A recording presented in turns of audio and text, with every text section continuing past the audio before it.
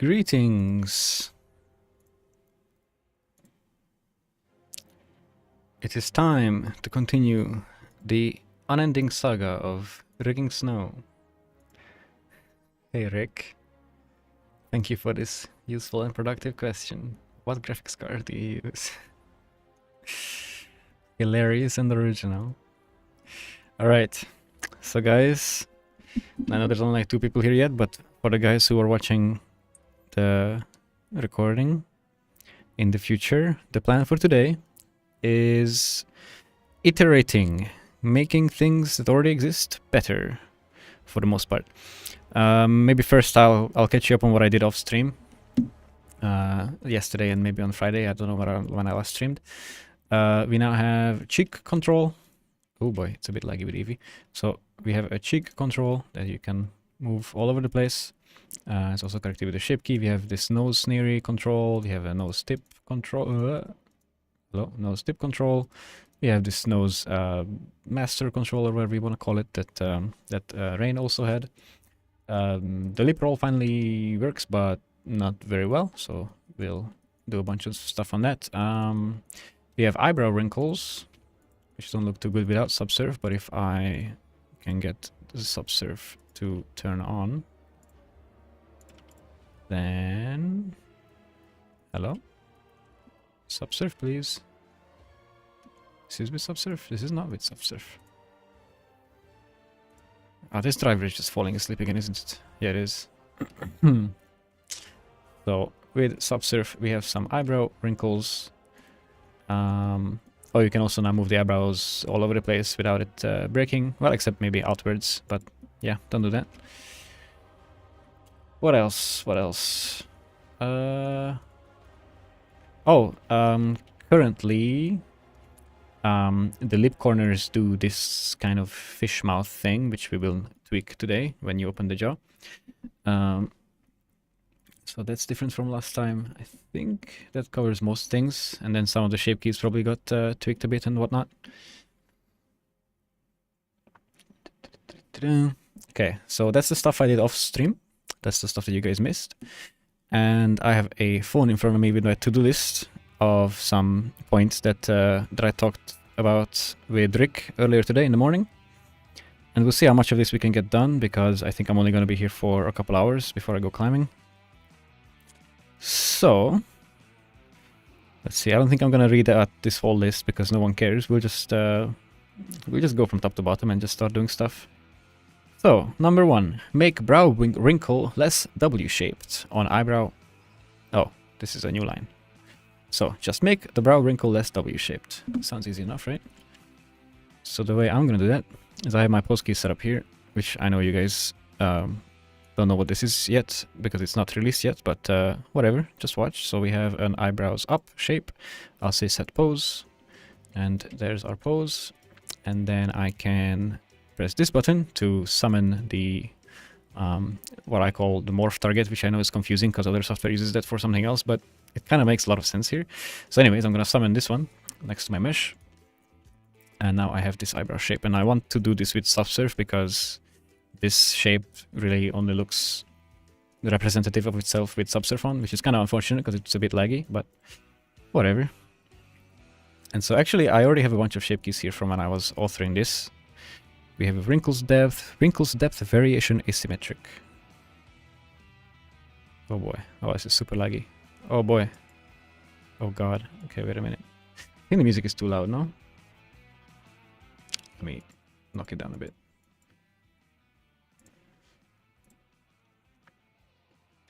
Hello, Demeter. Can you reuse this rig for other characters? No, not really. The body, sure. I mean, the body is, you know, fairly standard cloud rig stuff. And I mean, yeah, you could, I guess, take... Yeah, If you're skilled enough, you can reuse anything. Yeah, I guess it's possible. So this is the meta rig right now, and, like, it is pretty complex. But if the character is similar enough, then sure. Like, there's not that many bones where you have to be like, oh, I need to move this bone together with this other bone. Compared to if you were trying to do that with, you know, this rig, the generated rig. So, If you're dedicated, I guess you could reuse it, but it's probably... Yeah, to be honest, if I had to rig another character that's similar to Snow, I would probably just copy this and fix it. It's still easier than doing it from scratch. So, eyebrow wrinkle. Less W-shaped, or maybe less wobbly. Can I move this shape key without lagging like crazy? No, I can. Okay, now it's fine. Oh, it's because my mouse is leaving the screen, and then the double screen setup gets confused. Okay, maybe if I slide this slider instead. Yeah, that's better. Okay, so here we have our asymmetric wobble. And I think this is a bit too wobbly for what is desired.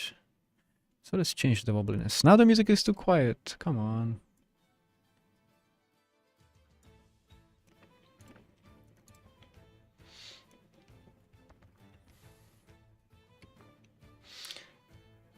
How much time it takes to learn Blender? I finally have an answer to this question. It takes the same amount of time as to learn a language. The exact same. That's the answer. You should rig the teeth and the tongue. I think they're already done? Question mark? I don't even remember. But the teeth and the tongue are like pretty trivial, so I don't think it will be that interesting. But yeah, they're rigged. Well, I guess I have some cool tech on the teeth, but I showed that already, I think, on one of the earlier streams, probably like number 2 or number 3. Okay, wait, I'm never getting around to the thing that I'm trying to do. I'm supposed to be streaming for productivity here, so... But nah, I'm just joking. Feel free to ask questions, no one cares about productivity. Less W-shaped. I think we want it to be basically just ever so slightly wobbly, and mostly just straight. And Rick is here, so he can give us live feedback. Or maybe he's here. I'm assuming we don't want it to be perfectly straight, right? Like if this is just zeroed out, like this doesn't look appealing to me. It's too perfect, I guess. And I think this is better than what we had before, because now it has the imperfection, but not the silly waviness. So there you go, 2 brush strokes. That's 1 point down. Next, on eyebrow down, bring the wrinkle closer to the eyebrow hair. Okay, that's also easy enough.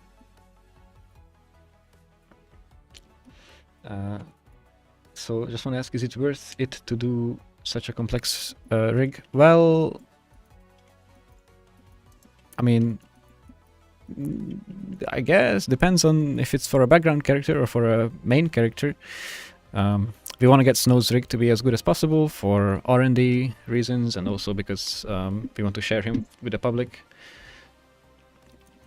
So for Snow, we're putting in a lot of effort. And now the music is too loud again. Is it just me?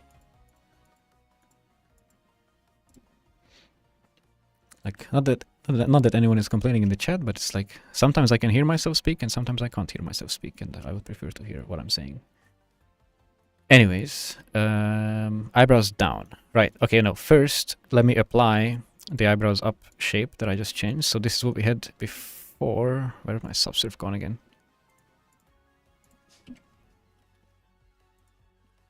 Oh god.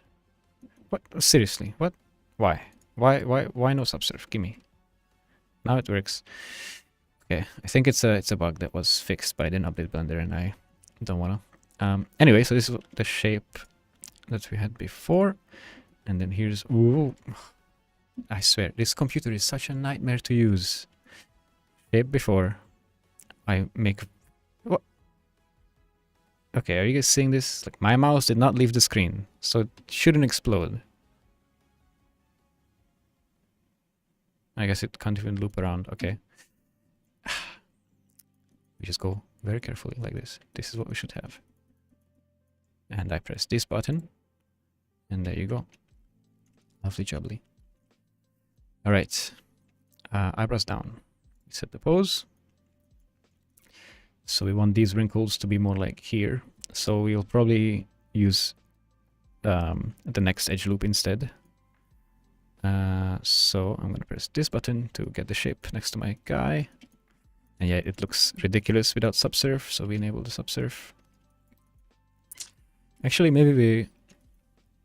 Because I kind of want to undo what I did here. Maybe it's easier to do it without the subsurf because I just want to move this single vertex. Do I though? Eh, whatever, just smooth the hell out of this.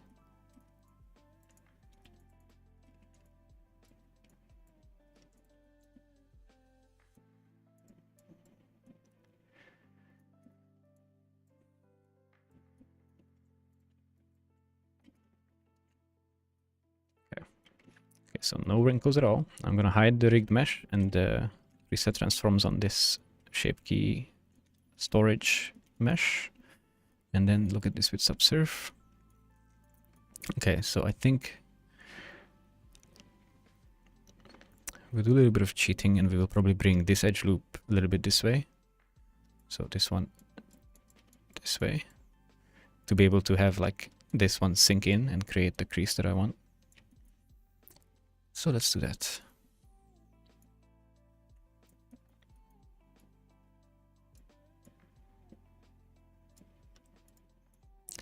And again, maybe let me see this without subsurf.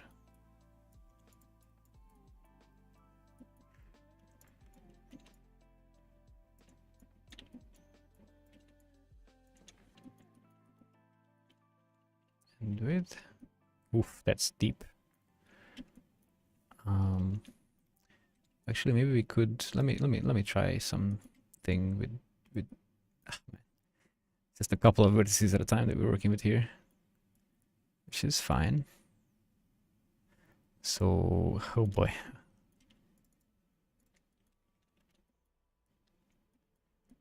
Okay.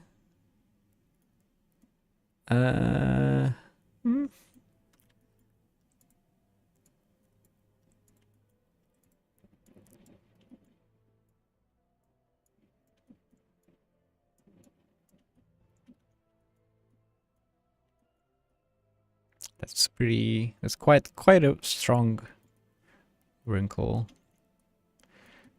I wish there was one more edge loop here so we could have maybe 2 wrinkles. Maybe that would be too much.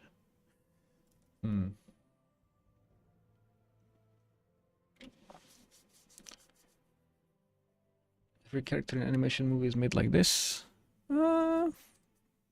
Something similar, sure, yeah. Not exactly like this. Everybody has a different workflow, but something like this, yes. I don't know how I feel about this shape. It doesn't look... Maybe it's good, I don't know. Oh boy. Maybe it's just too deep and I need to soften it ever so slightly. I don't think that's it. Maybe it's too tilted. It should be more straight. I guess that helps.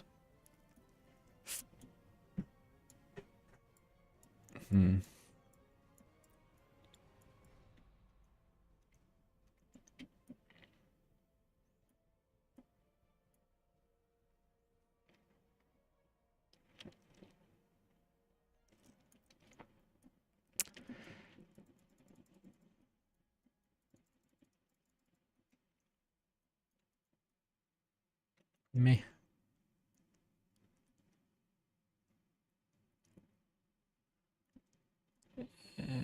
Let's go with that for now and we'll tweak it more later if we need to. But another thing that I want, another thing that I have on my list is to increase the volume under the eyebrow when it is being lowered.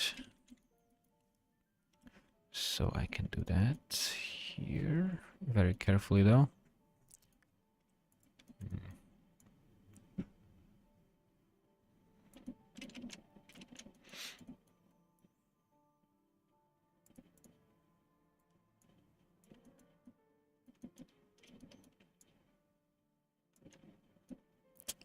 This is pretty awkward. I'm sure there's some brush that would do what I need here, but I maybe don't know which one it is.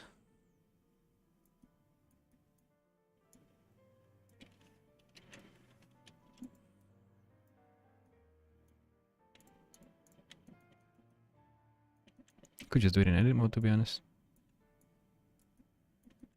But I don't trust edit mode.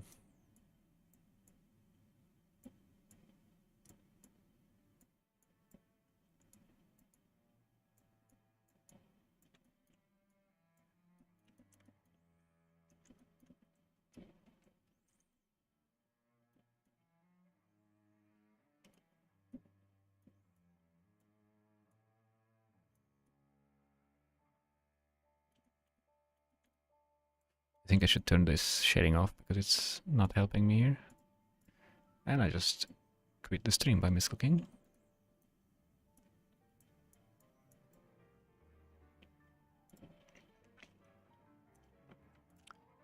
Oh my god, where is it?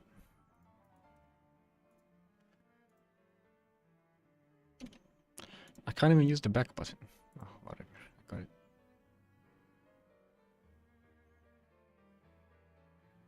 Oh, I don't got it.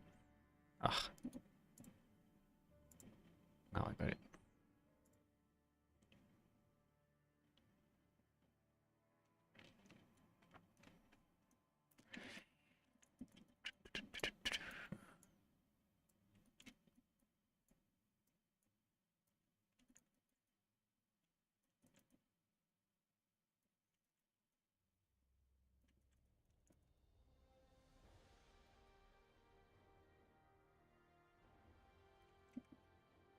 Okay.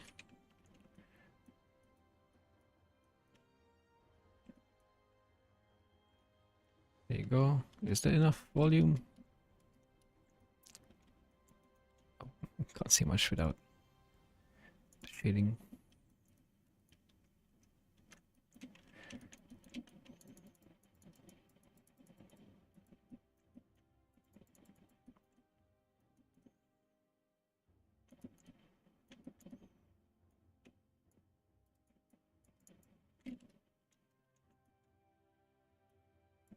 Mm.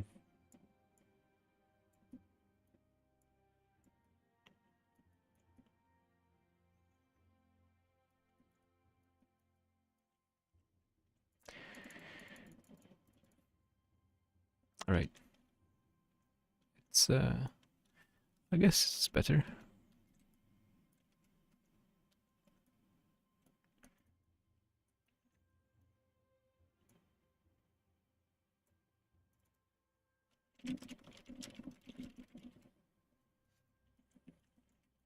Oh, another thing I did is I now have a symmetrize button for my shape keys, which is pretty straightforward, and I'm sure there's a bunch of other add-ons to do it, but I just made my own.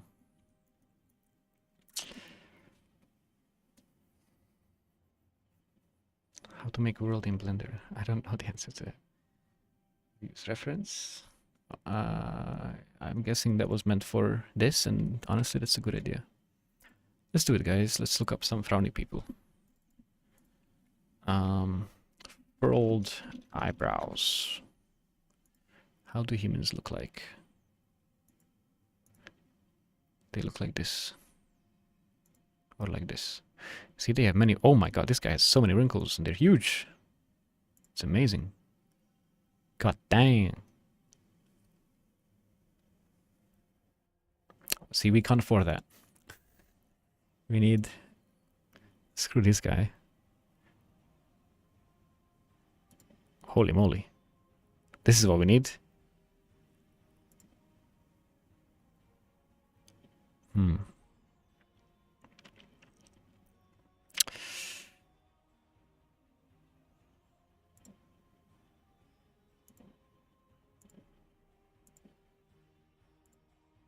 But that's not...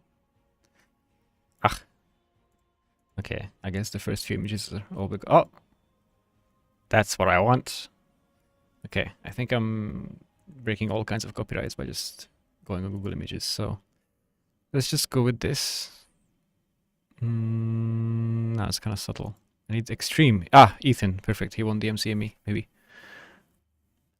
Look at those beautiful, beautiful eyebrows. Well, the trouble with this, guys, is that their eyebrow is part of their face. And Snow's is kind of living its own life. So how do we translate this into cartoony with all of 4 edge loops at our disposal?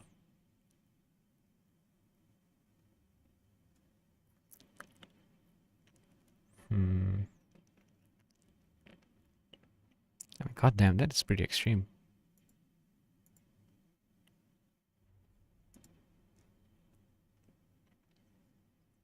I feel like some people have very wrinkly eyebrows and some people have very not wrinkly eyebrows.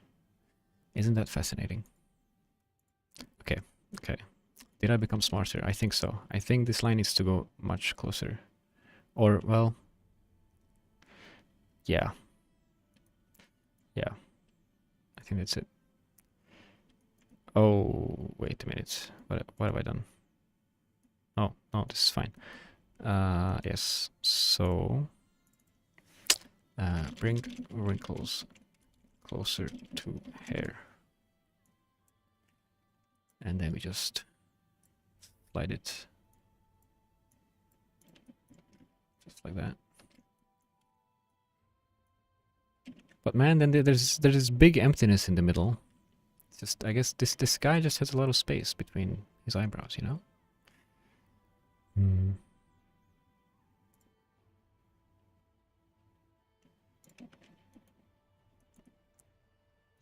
But I guess for that you can just use the control to actually bring them inwards, so I shouldn't worry about that. I should only look at one eyebrow, not the two as a whole. And for one, when I just look at one eyebrow, then this looks correct. In a way. And then from this pose you can, well, not with this mesh, but with the actual one. Oh god, which just flew away. And then you can bring it inwards like this. Okay, so eyebrows down, set pose, push shape, subsurf. Why does the subsurf disappear? I know why, I shouldn't be surprised. We use a separate subsurf without the driver and then it's gonna be fine. So, now you have a big gap, and then you can bring this in.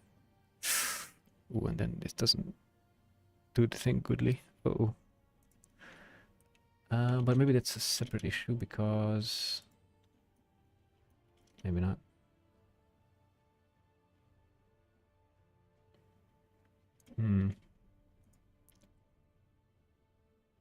Okay, maybe we'll need to change some weights a tiny bit.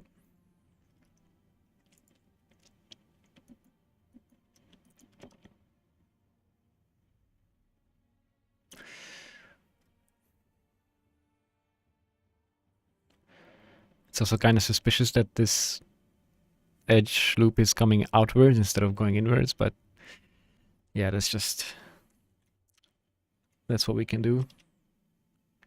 We don't have a million edge loops to work with here, which is fine. I don't think it's going to be very noticeable in motion. There's not enough detail to reveal that. So whatever. Okay, but so what we do need is when I move this inwards, that wrinkle should not disappear behind the hair. And to do that, I'm gonna hit weight pin mode and try to see if I can give this guy some more weights, or this guy less weights rather.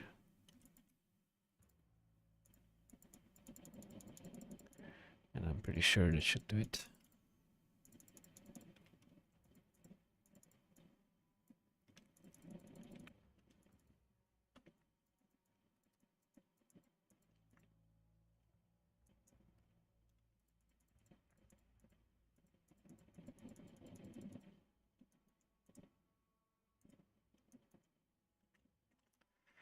Okay, how about that? Yes. That looks better.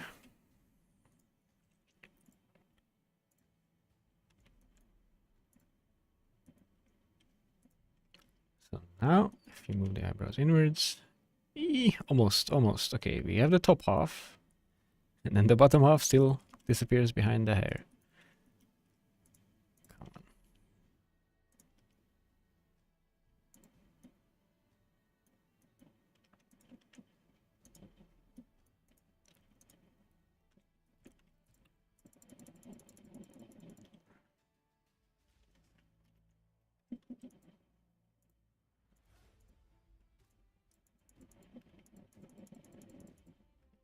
This is a bit tricky, not gonna lie.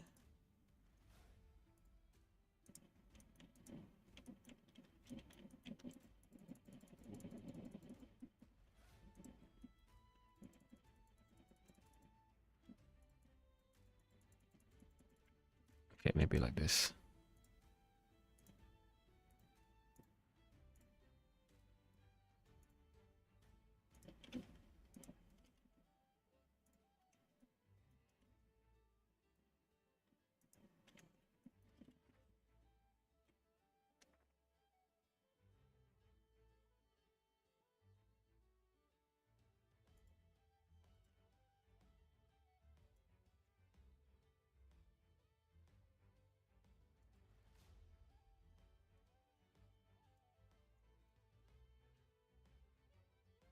Hmm.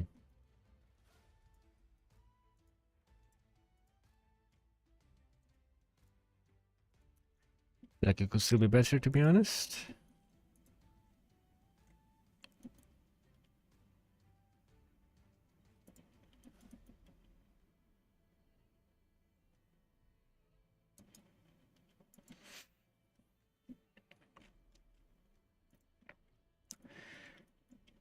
Even if that means like totally removing the influence of these center bones.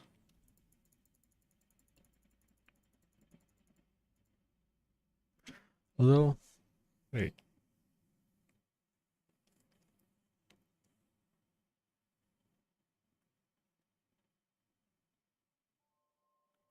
Okay, wait, I just realized something. Because I think when I push this eyebrow inwards, it also activates a different shape key, which I am maybe fighting against. Because I think I do have, oh yeah, I have an eyebrows in shape key, which is activated halfway. And it does this. Uh-huh. Okay, that's the problem, not the weights. Well, the weights were probably also a problem, but...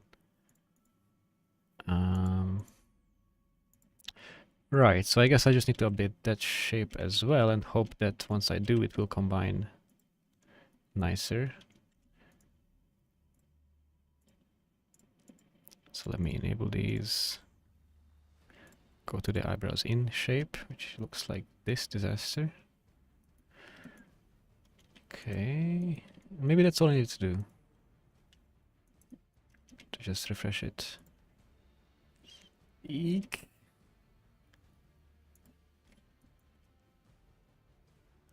Maybe not.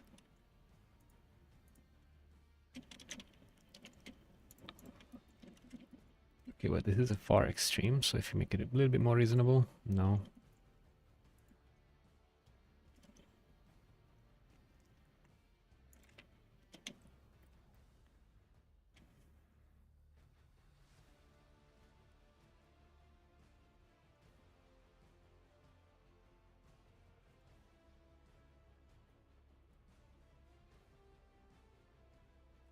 I think it's because this shape activates too late.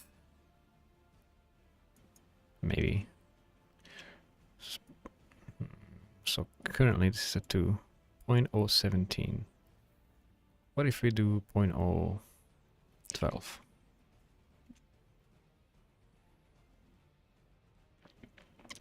Is there a way to control what bones are receiving weights when you are removing weights from another bone? Well, you don't want to control it because it will be equally, well, it will be distributed to the other bones that affect that vertex, depending on how much they were already affecting it. So if you have like, boy, numbers.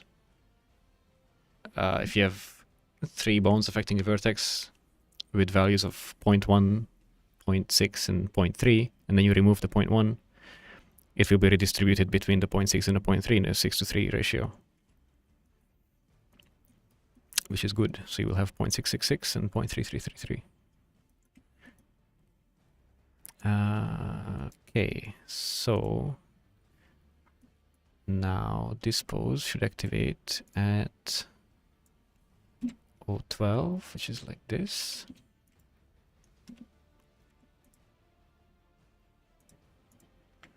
Yes. What?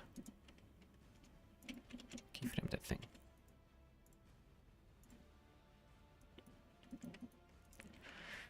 Okay, now maybe now it's too soon, but nah, this looks good, right? Eek.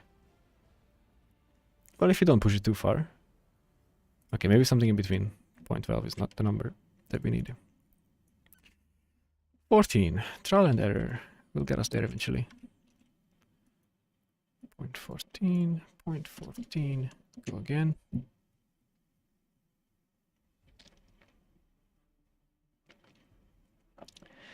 Thank you for sharing these. By the way, how much time does it take to complete a character like this? The same amount of time as it takes to learn a language. Precisely to the minute. Same.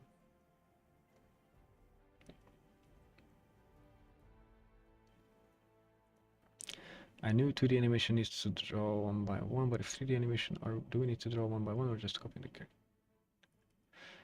Okay, so in 3D animation, you pose the characters maybe frame by frame, or maybe just a few keyframes, and then you interpolate, depending on your budget. I don't know if that answers the question. Okay, now set pose, push shape. Let's see how this feels. Okay, I think this feels good. And now like it becomes a disaster only when like you push it really to the extreme.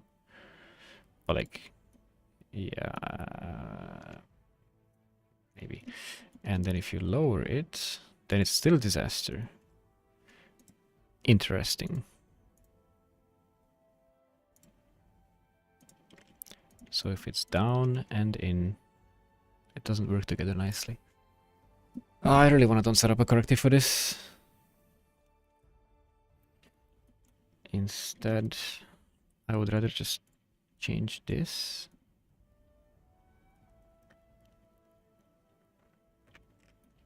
Yeah, let's do that. So I also want to use this edge loop as the wrinkle instead of this one. So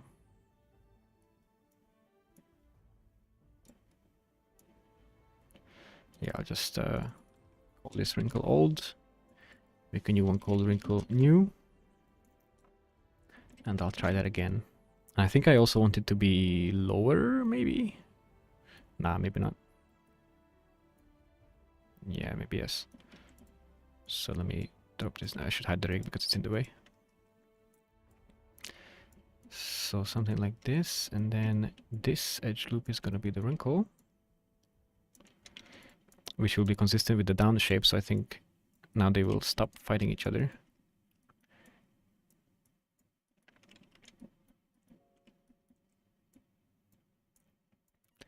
Or at least not fight each other as much, hopefully.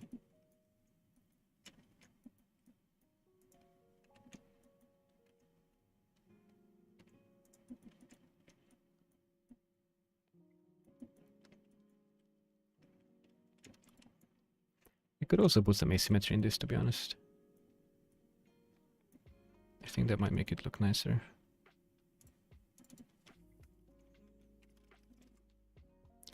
How many S's are in asymmetry?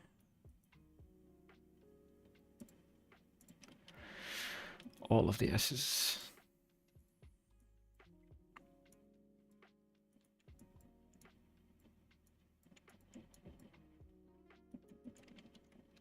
Isn't that nicer? I don't know.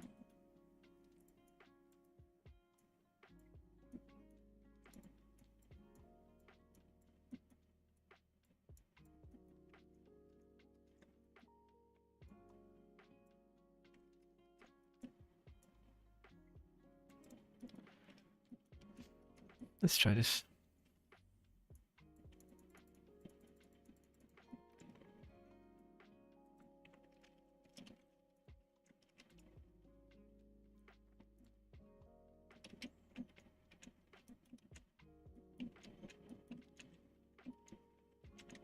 Unsure if better or worse, but it looks totally different now.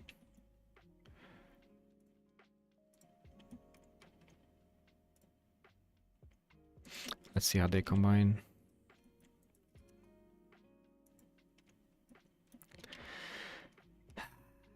good.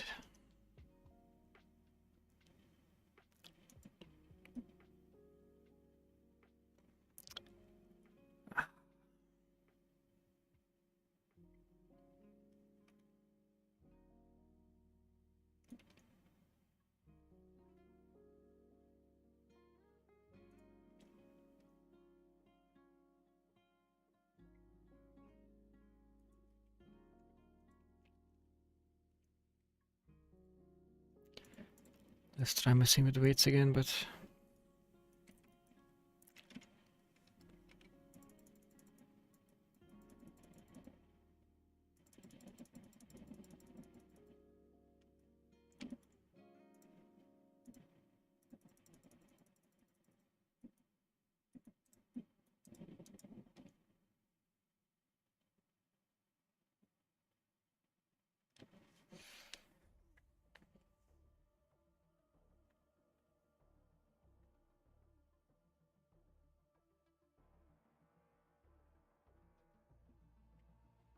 I think we just do a corrective. I didn't want to do it, but I think we'll have to do it.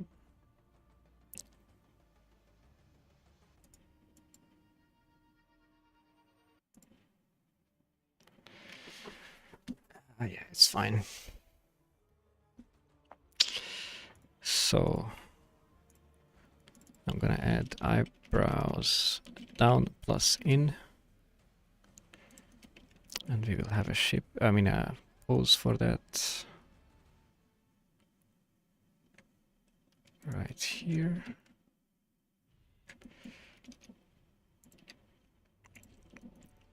I need the exact numbers here for the activations. So eyebrows down activates at minus 0.03 on the Y, like that, and then 0.014.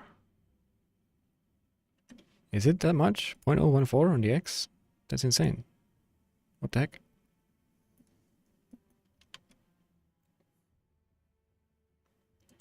Sheesh. No wonder it's having a hard time combining.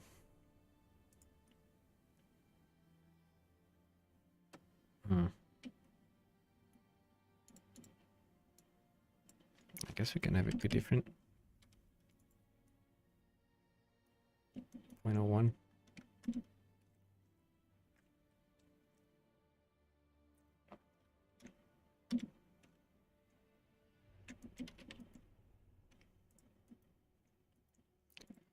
Okay, so let me make sure my shapes are up to date with the latest weights.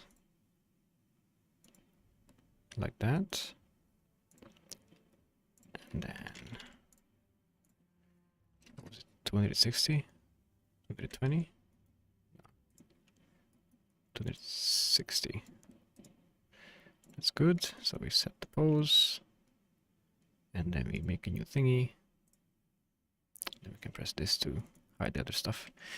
Okay, so this is the disaster shape that we get currently, and then we can just slap a shape key here and fix it, and then we'll have to set up the drivers on this so this activates at the correct time, but that's fine. Okay, yeah, that's looking like quite a disaster.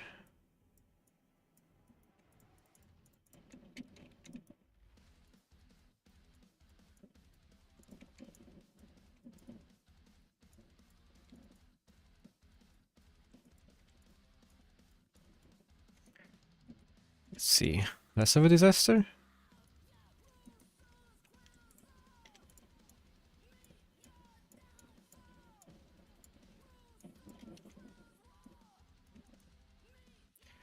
Let's go with that for now.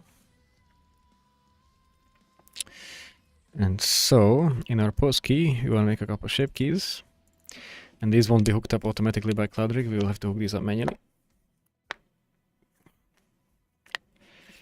Sorry for some finger cracking ASMR. So we want eyebrows down plus in dot L.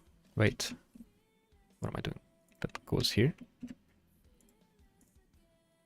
Why is this even editable?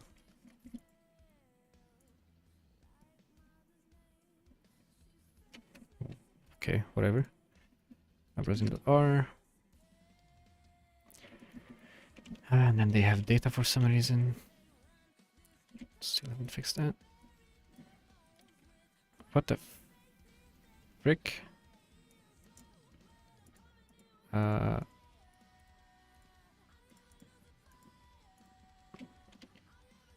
we go. Okay, now I'm a bit paranoid that something is broken.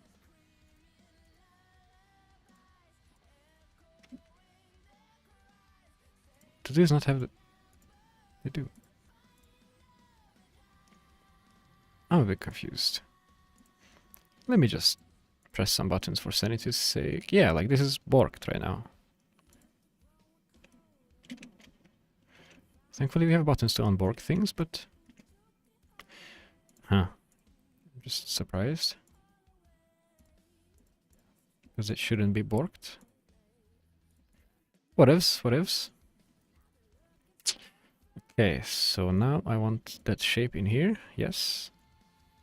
And then we want to come up with a driver that combines the activation of eyebrows down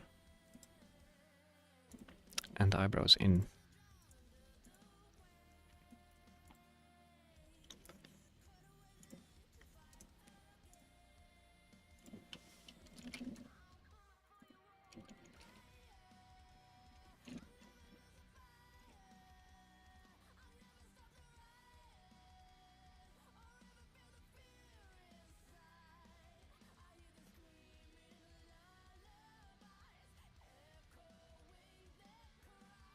So the down is the local Y location of the master control, and the in is the local X location of the master control.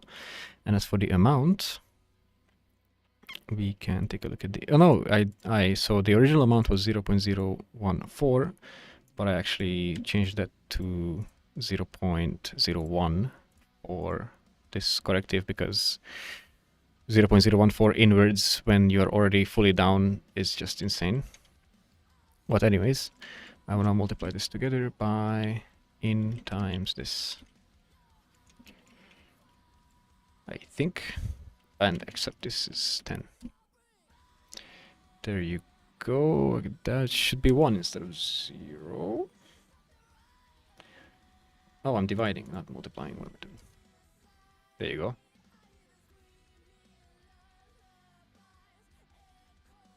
I guess some precision makes it be 0.98 instead of 1.0. Close enough.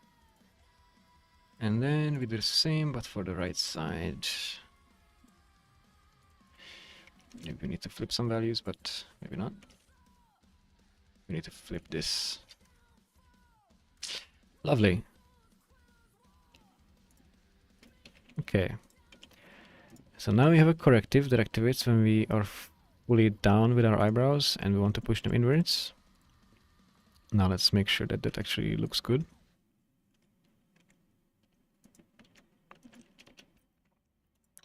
So this is down and in. Okay, we can push them even more closer together because this is a very extreme shape. So this shape will hopefully never be hit, only like 80% of it. So that's what we are counting for here.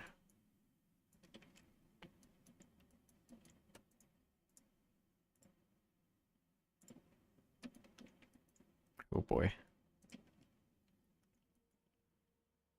But there you go, it finally kind of behaves like I would like it. Whether it's pretty or not is debatable, but we can always tweak it. I think I like the asymmetry though.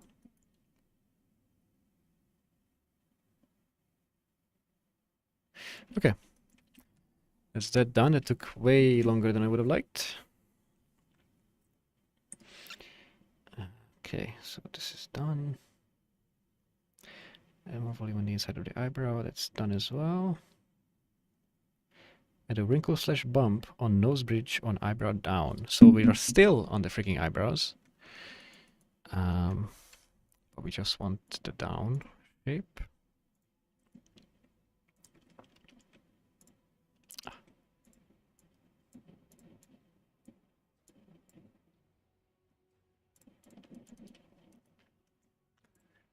Dude, this music volume is driving me nuts. Sometimes too loud, sometimes too quiet.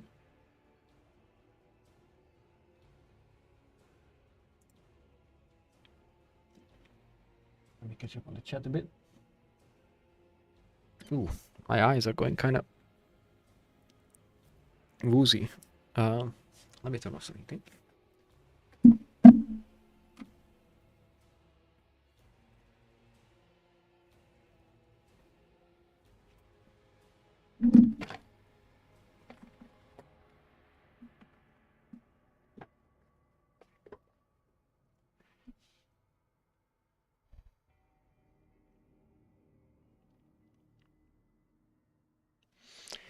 Do you use a blend shape to get that form or just purely weight painting?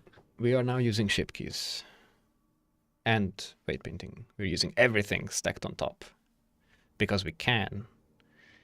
And this way it's awesome. Can I run Blender in Intel whatever? I don't know. What is the shortcuts to pop up the armature layers? Yeah, that's part of CloudRig. It's Shift M. But of course it only works on CloudRig armatures. Actually, no. It should work on any Rigify armature. But the CloudRig registers the hotkeys for you. And if you want to change them, you can do it here instead of the hotkey editor, which is controversial, but meh, whatever. You can also do it from the hotkey editor. It's just easier from here. Don't forget to blink your eyes. Yeah, that's very true. That's very true. Am I a developer? I'm an add-on developer, not a real developer. This song is super loud. It's not just me, is it? I'm gonna keep asking that, keep complaining about the music volume. But hey, whatever. Okay, so Rick was asking if we could have this shape be a bit more detailed, I would say, and I think we can. We have enough edge loops. Basically, I would bring these two out. Okay, before I do that, Rick, if you're here, you and I together, let's figure out how to draw annotations on the frigging mesh. Because I knew how to do that once, and I don't know anymore. Also, if somebody in the chat knows how annotation works, please tell me. There must be some snapping option that makes it good. Maybe it's not a snapping option, but something in here? But I don't think so. Oh, it's like somewhere totally hidden. It's like in a different panel.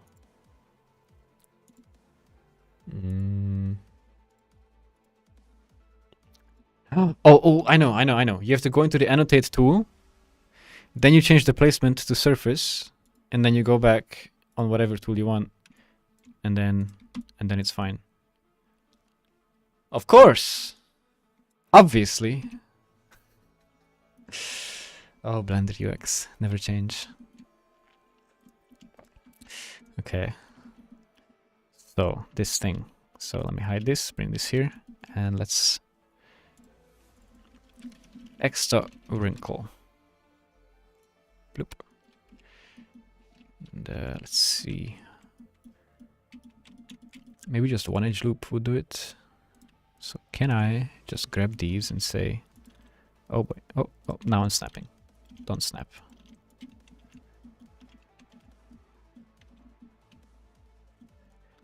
I think that's not quite it.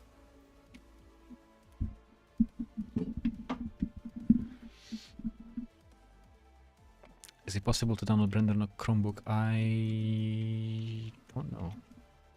You can definitely download it. A Chromebook runs a mobile operating system, I think. So I don't think that would work with Blender. It would need to have Windows or Linux running on it, and then it should be fine.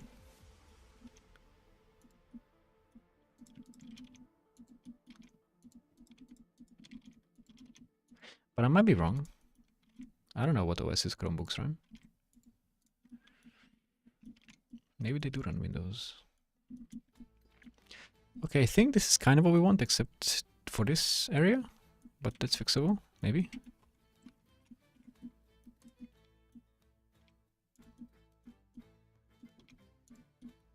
Is it though? Uh-oh. How does this look? Eh.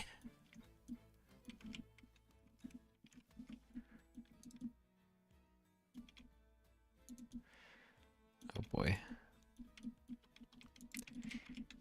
Detail sculpting here, vertex by vertex, guys.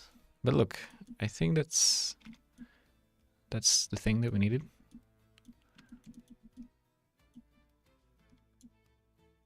So this is what we achieved. Before, after.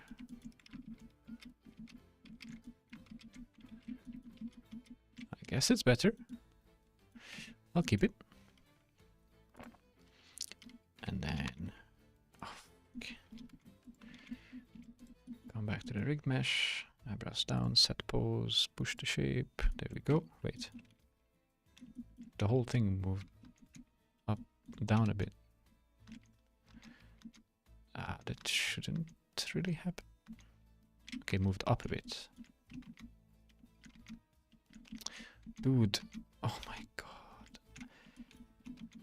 Why is my key presses not listening to me? I'm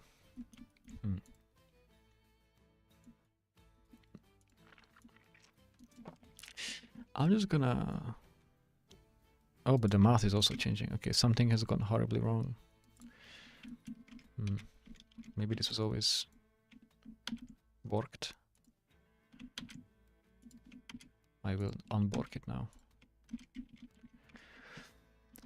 I think this one I do want to be perfectly symmetrical, so let me symmetrize. Not just the active, but all of them. Didn't change anything, that's fine. Okay, yeah, now it's fixed the mouth. Okay. Alright, so that's that down. Next, please don't be an eyebrow point. I'm sick of these eyebrows. Add volume preservation on nose main. That's easy. And it's not an eyebrow. Okay, so I think we're done with the eyebrows for today.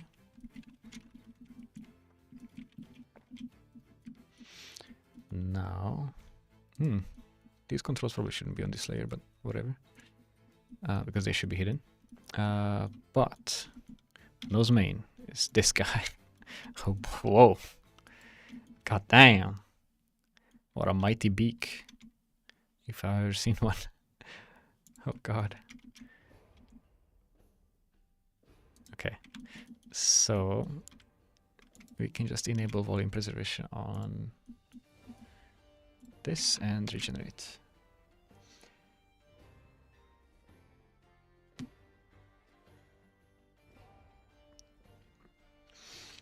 What's the next step after that? After what? Sorry, I don't know when you sent the message, so I'm assuming it was in context to what I was saying at the time, but I'm not sure. Okay, so we got some volume preservation, so the nose does a little bit of squashing and unsquashing. It's subtle. But there you go. That's done. Ooh, reduce self-counter animation of mouth corners on mouth open to 70 or 80%. So, earlier when I was showing you guys this fish mouth thing that's going on here, so this doesn't look very good. And so, in one attempt to remedy that, we will make it open like this instead, or something like this. And then another thing I will maybe do, or try to do, is to add more control over this, potentially. But I think this will already be big improvement over this odd shape. So, and that should be pretty easy to do as well. We just do jaw open. No wait, I don't even need, yeah, I do need this. And then I need the face secondary. No, I need mechanism, I think. I should move these bones to some other layer because I need them for rigging, but whatever.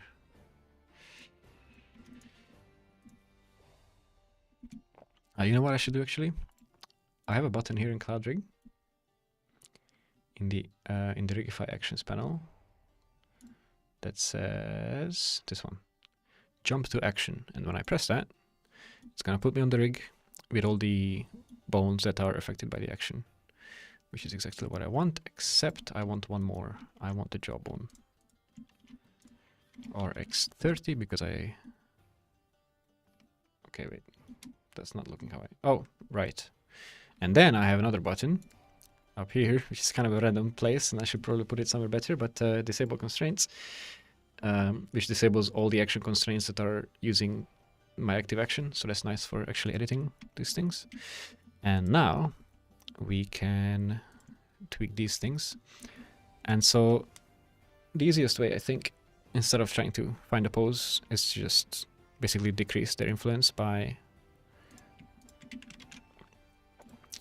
moving this keyframe into the future, because we're only ever going to blend up to frame 10 and not further. So if we just move this keyframe, then we can basically change the influence of it.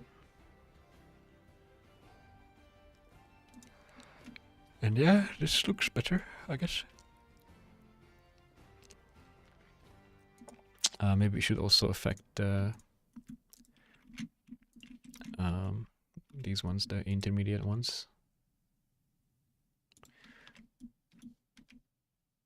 Yeah.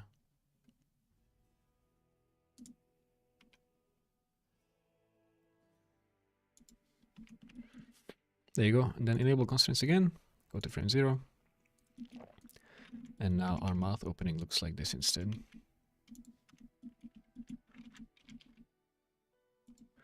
I think that is significantly better. I don't know if it's good, but it's good enough for now.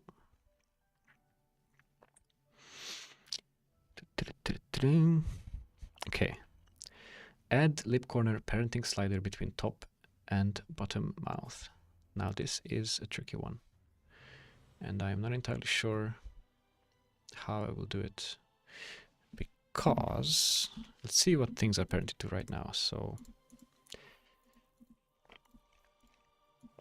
this guy is parented between nothing. This guy is entirely parented to the master lip top, and this guy is entirely parented to the master lip bottom. Okay, but this is fine.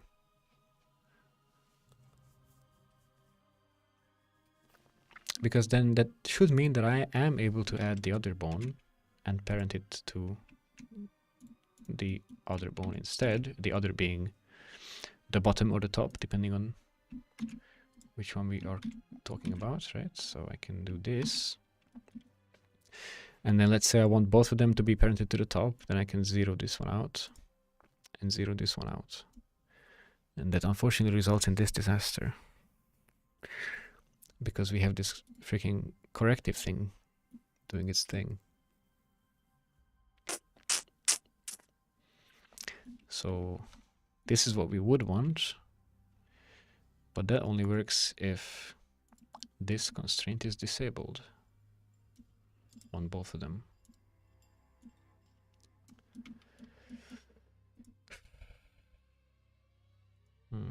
And when that is disabled, then we can come and, for example, slide this to the bottom fully instead.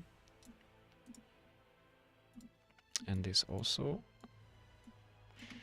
And then we can change the parenting, and we could have that hooked up to a value or a transform, and then this could work nicely. But then... Okay. So how about if the influence of the jaw open corrective is hooked up to a centeredness factor of this parenting value, so that this influence is only 1 when both of these numbers are 0.5, because that is pretty much what I need. And there is a convoluted setup, but that's not going to stop us. Will it work though? Well, I guess only one way to find out. Let's just do it. So let's see. I want the second parent for both this and this. And I want the top to be at the top and the bottom to be at the bottom for both of them. I think that will be less confusing. And then what should drive the parenting? Should it be a custom property or should it be a transform? Eh. Last time it was a custom property, and I think that was kind of inconvenient on SpriteFright. It could be the Y scale of this, which I think will be more convenient, but not necessarily intuitive.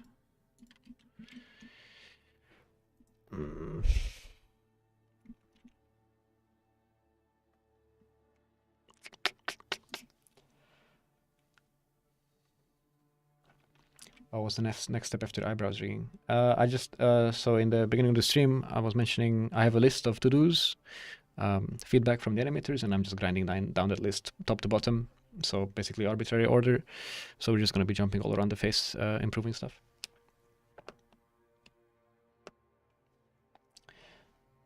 A lot of bones and shapes. Are they actually needed for good production? Seems like a very long time to rig a character.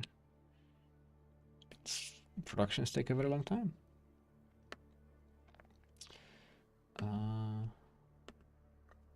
But still, I mean,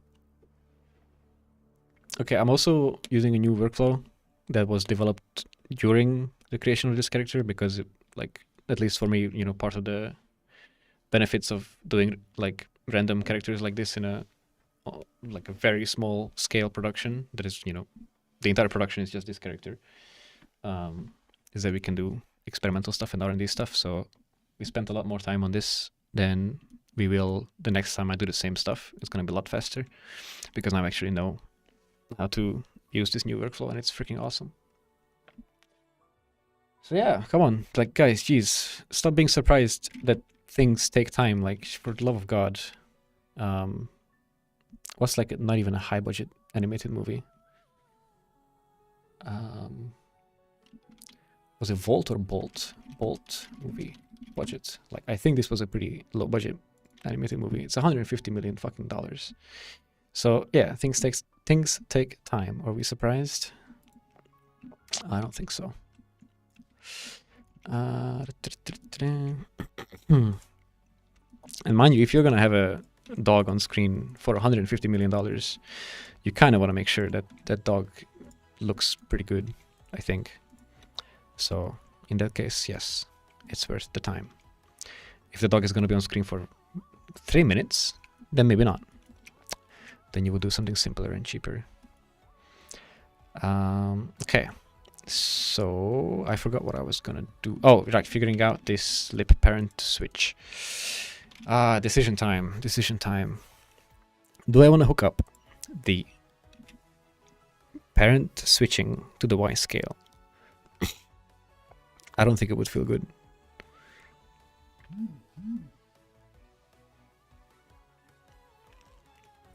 But tell you what, we already have an extra control stuck to this, which is responsible for pushing the lips in, which is something we're also gonna take a look at today if we have time, because it should go deeper. Why don't I just do this again?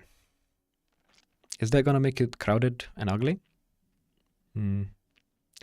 Maybe, but I think it would feel super intuitive to control.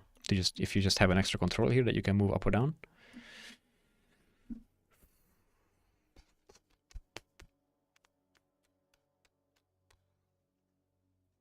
Oh, better yet, we could just use this actual control, because currently this can't move up and down.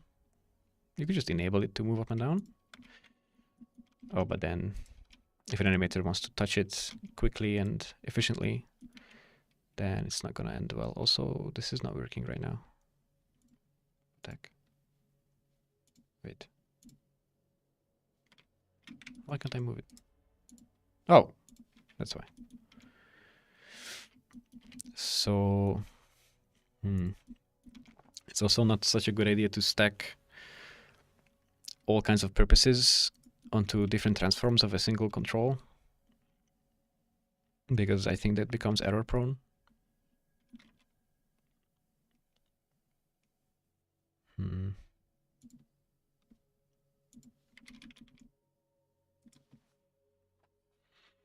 Yeah, I think I'm gonna go for extra bone for now.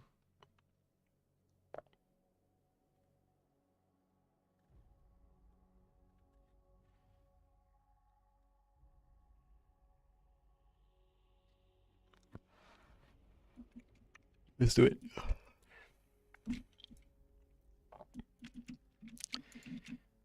So, oh, for fuck's sake.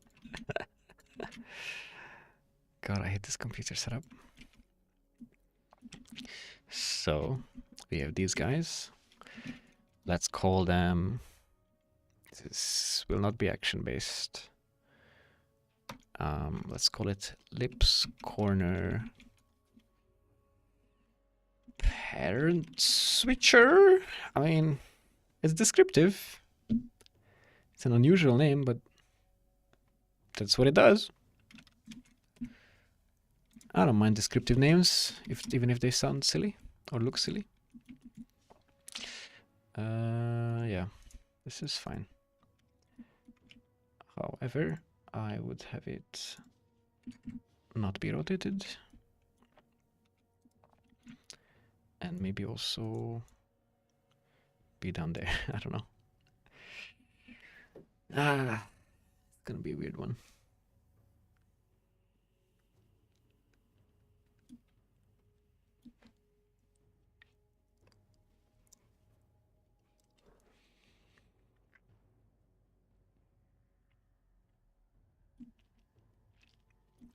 Oh, this whole setup is gonna be such a nightmare. What does it matter? Let's just do it, make it work, and be happy and celebrate.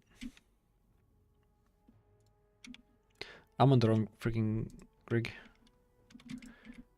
What a fool I am.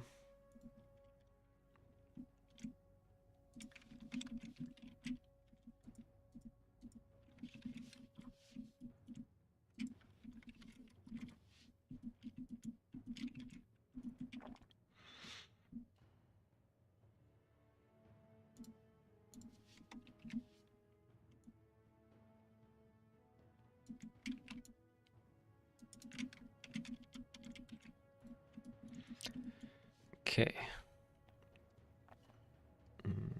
So this should be parented to this, which it is. Okay.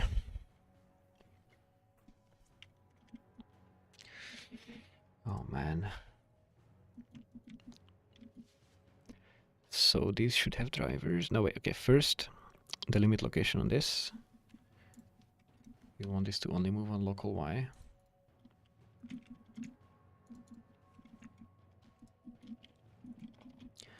Up to,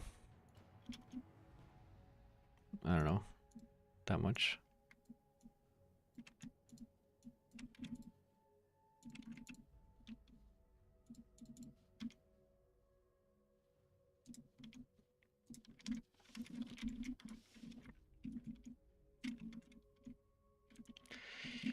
And then,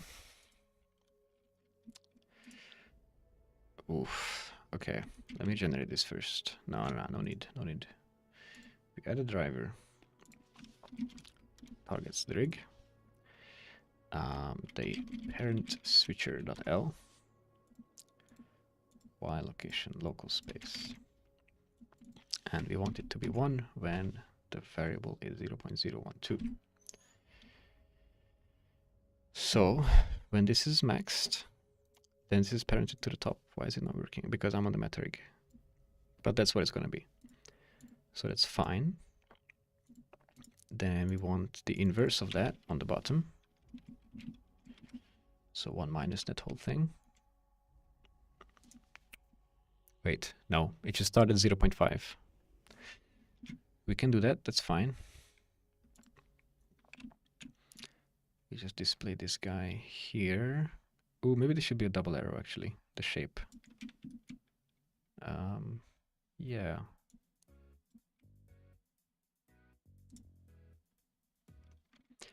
Let me make a new shape for this. What's the easiest way to do that? Maybe this.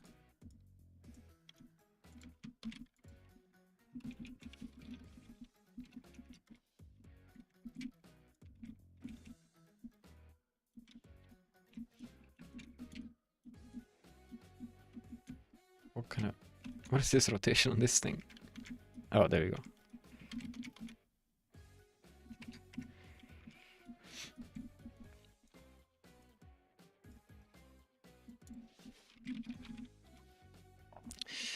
Okay. And then this can be half of this. and the same in the negative. Perfect, maybe. And then we copy the bone shape. We symmetrize the constraint. Oh boy. And then this.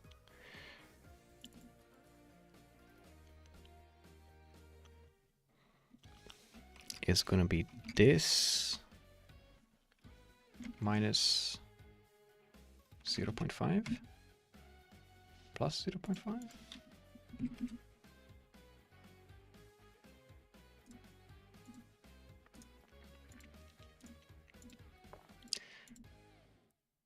Right. Something like this, maybe. Let me try that real quick.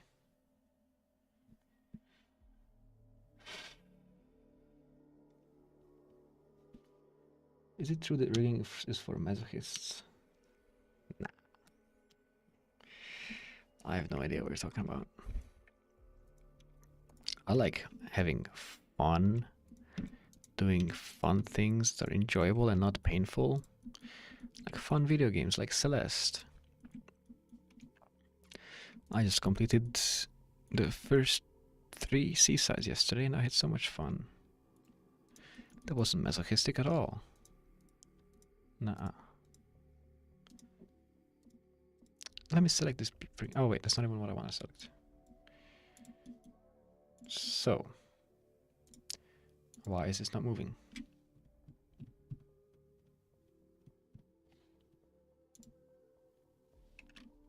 Didn't I? Oh, because I didn't move it yet. So if I make this go, well, let me open the jaw. Oh god, not from the cursor.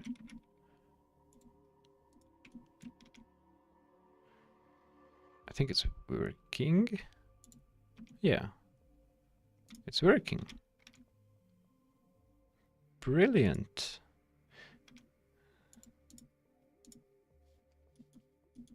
So now this is 1 and this is 0. If you push it up, then this is 1 and this is 0. Awesome. Okay, so we just do this for all 4 of these bones. I just copy the driver on that one and copy the driver on that one. Then I can use my custom symmetrize operator, which will hopefully symmetrize my drivers. Yep. And then what we also want is that whenever this thing, this controls absolute Y position is 0.06, then the action constraint of the jaw open should get bonked down to 0. I think. So that is obviously an incredibly specific behavior. So there's no nice way of doing that. But we can do it from the post generation script. I don't know why I just copied that loop. I don't think that's the loop I need. I think I just make my own loop. No, actually, yeah, no. Okay, so we don't have a loop yet that goes over pose bones. So, well, but this could just go over pose bones.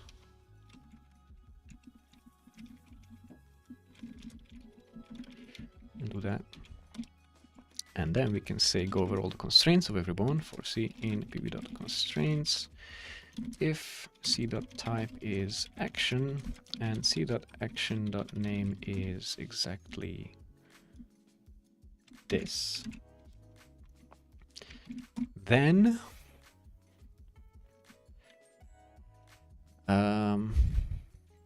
first of all, this would look strange, but I want to c.drive, so constraint.driver remove any driver that may exist on the influence. And then a new driver will be c.driver add on the influence. And then that is not actually a driver, there is an f-curve. And then the driver is the f-curve.driver. Can Can I write this off the top of my head without looking at the console or API? Let's see. So this driver will not have a variable yet. It will be set to... Is it set to scripted? I think it's set to scripted by default. No, I don't. Maybe not. No, it totally is. So driver.expression should be abs var divided by 0.06. That's when it's 1. And I think I want the inverse of that.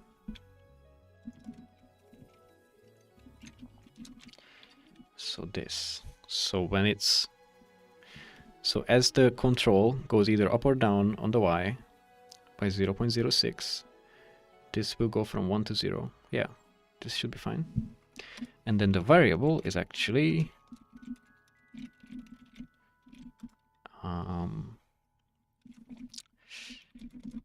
it is a transform variable, which is transform.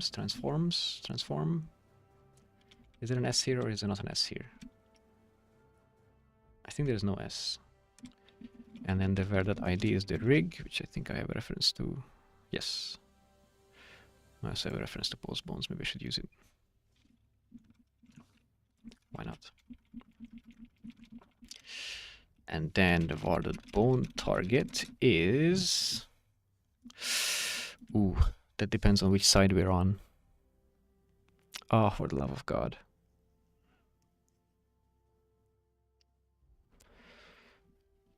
We'll just do something beautiful, it's fine. Oops. So this is the bone name without the suffix. And then to the end of that, we slap pb.name, the last 2 characters onwards. This is fine. Okay, I'm gonna need to cheat. Now, you know what? Let's try to do it without cheating. Okay, first of all, this is wrong because we need the target, which is the var.target 0. And then the target has an ID and the target has a bone target. And then the target also has a transform space, which is local underscore space as opposed to just local. And then there's target.transform type, which is, but it could be y location, it could be y loc, or it could be loc y. I think it's location y. That's option 4. Okay. Okay. Now, who believes that this will run first try? Easy.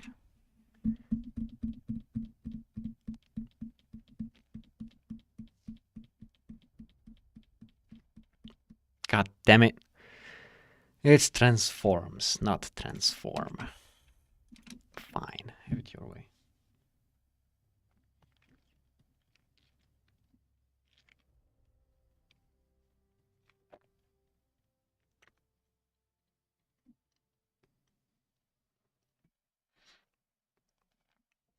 Are you doing this stuff on stream only or off stream as well? Off stream as well. Did it fail again? Did I miss the error message? Location Y not found. God damn it, it's loc Y. But at least I got local underscore space right instead of local. And I didn't forget that variables have targets. Okay, it generated. Let's see what we got. So, this guy has a jaw open constraint. It has a driver on the influence. It has a variable targeting the space feature y location local space. And it evaluates to 1. And when I increase it like this, then it evaluates to 0.9. Huh?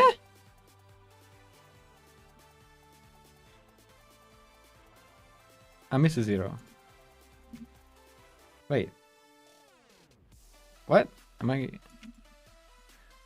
a big dum-dum? 0.006. 0.006 divided by 0.006. Oh yeah. And then it's 0. Yes. This is good. So I just missed a 0. That's fine. We put a 0, we regenerate.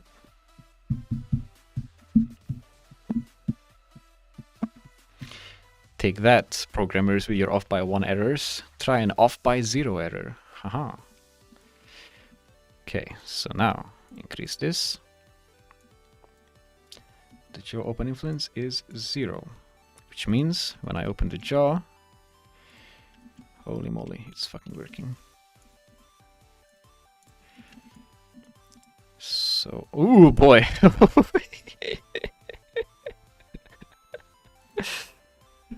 Well, this is interesting. Okay, why is it like this? Because this used to be...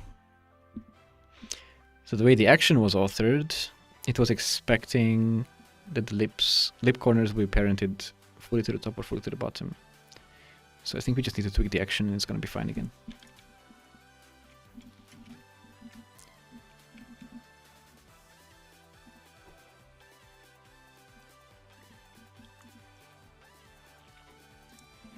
But this part works, kind of. You know, if you push it to the top, it's parented to the top. Push it to the bottom, it's parented to the bottom. The in-between part we don't have to worry about, you know? Oh dear.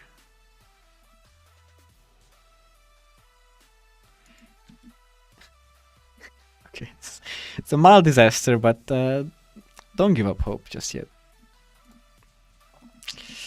Look, it's gonna look like this when it works. I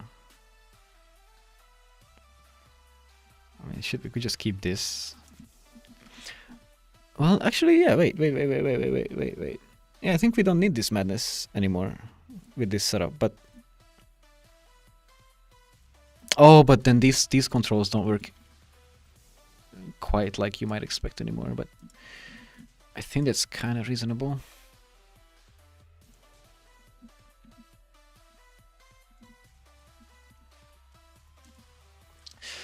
Okay, but okay, so that the parent switching is one thing, but you also would want to be able to do this. God damn it.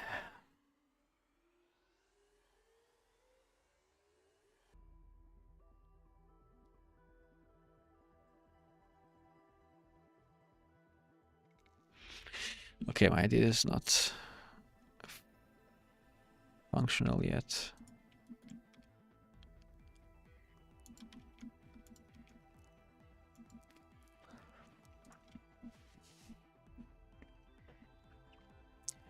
It could be 2 controls.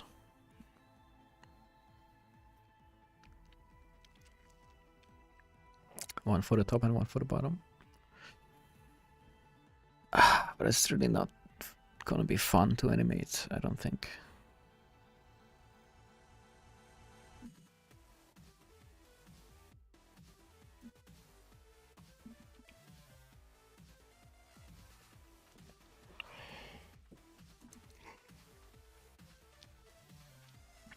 Wait, what if we... Oh my god. We are coming up to the scale. The freaking Y scale of this control. Oh my god.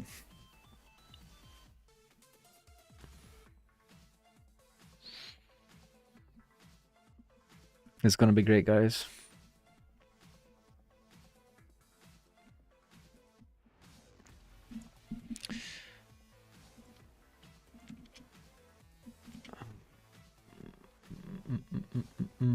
Oh, holy moly. Okay. I'm not tired. I am just thinking about the most complicated lip setup that I'm ever going to have created. Okay, that's not true. The one on the sprite was even more insane and then we didn't use it. But here's the deal. When we're like this, we want the action to just do a rotation for us. And maybe also scale this, because what scaling this is going to do is decrease the parenting of the top lip to the bottom lip and the bottom lip to the top lip, if that makes sense. So it's gonna increase this and decrease this, and it's gonna, oh god, decrease this and increase this. I mean, the opposite of what I just said, but you know what I mean. At the same time, it's gonna be killing the influence of the action constraint, so it's not gonna be rotated anymore.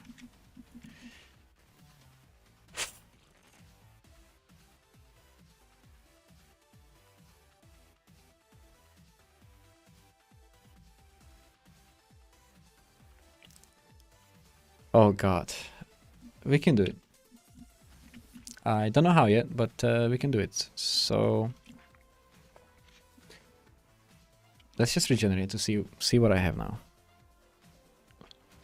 Let's try to implement it in the real rig first, because it's too complicated to think about abstractly, and then we'll just do it again on the meta rig.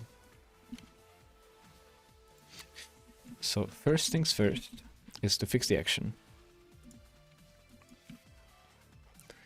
So let's disable it, come to frame 10, let's get rid of this keyframe, and then just add some rotation.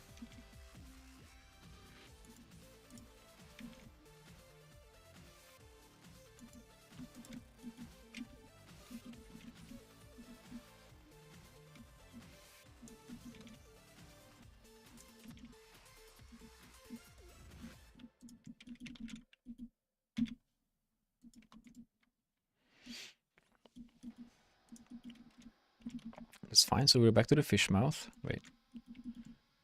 Enable constraint, frame 0. Okay, so we're back to fish mouth, which is fine. And then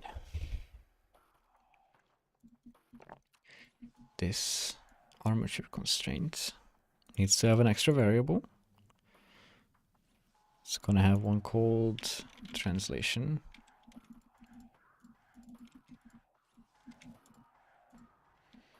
And it's gonna have one called scale, hooked up to the same bone, but to the Y scale instead of location. And then we will say that a scale of 2 will mean that the value should be... Okay, so first of all, this whole thing could be a multiplier instead. No, that's not true. Because our default still needs to be 0.5. So the default value is 0.5. If it moves up, it becomes 0. If it scales up, it becomes 0.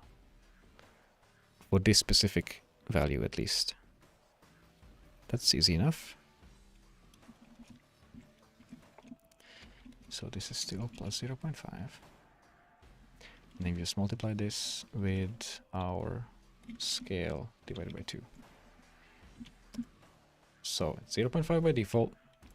If you move it up, it becomes 1. Yes, wait. Yeah, 1. Is 1 what I wanted?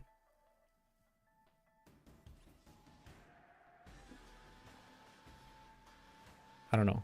But it's not 1 because the scale is wrong. Now it's even more than 1? Okay, that shouldn't happen. Oh, because it wasn't even maxed out yet. Okay, wait. Damn it.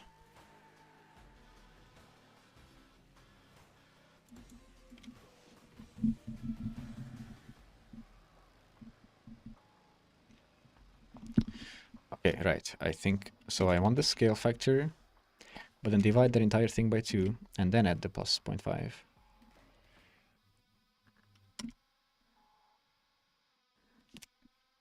No, I'm not multiplying these. I'm adding these because if it's either moved or scaled,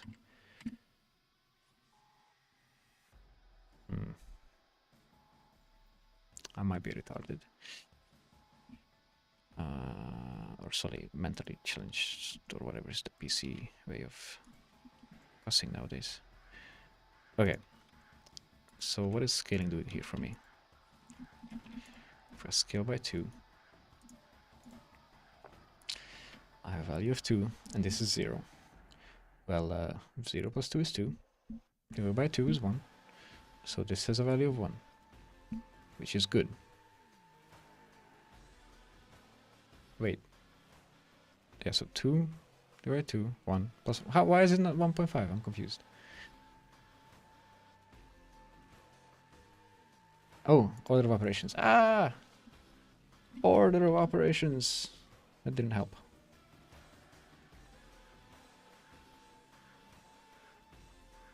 Of course it wouldn't.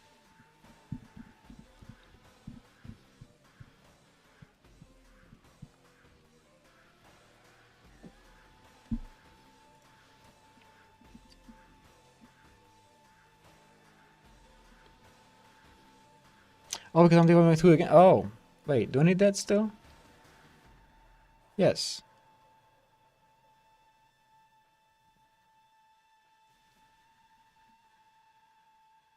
God, Jesus Christ, this is...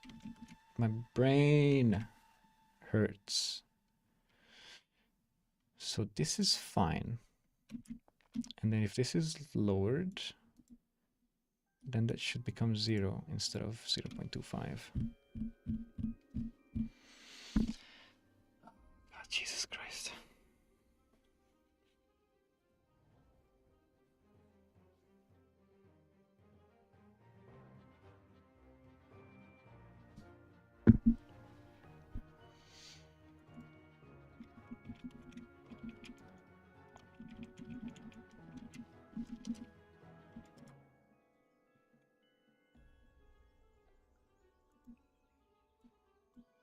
Okay. So what do I want? I want this freaking value. Forget about the 0.5. Just let's make it go. Oh, but I can't forget about the 0.5. That's important. But the translation has to make it go to 0 or to 1. And the scaling only has to make it go to 1.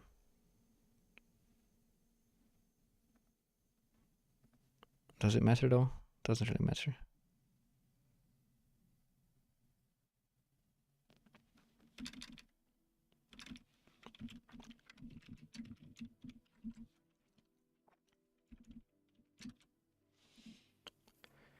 This currently adds up to minus 0.5.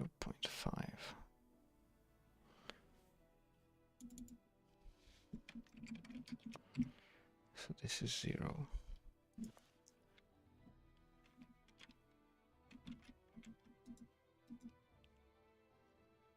And now it's a 1.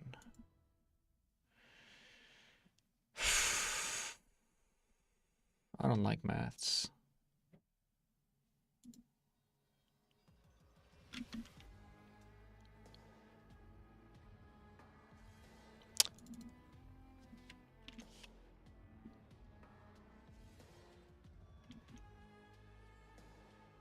Okay, I want the scale to contribute 0 when it's at its default, but the default value for scale is of course 1. So I think this might be the way. So now it's 0.5 by default, which is good. If I scale it, it becomes 1.0, which is good. 1.5 doesn't matter. It's good. Well, doesn't matter. Nah. Okay, it maybe matters, but...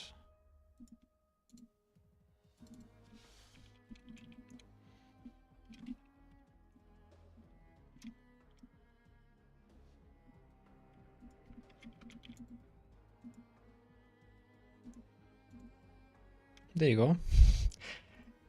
Simple enough, right? So now if you scale by 2, it becomes 1. And if you move it up... oh boy. Then it's also 1, but it was also 1.5 apparently. So I wanted to have both of them divided by 2, it seems, but that's what I had earlier, is it not? I could swear. Like, take this whole thing divided by 2.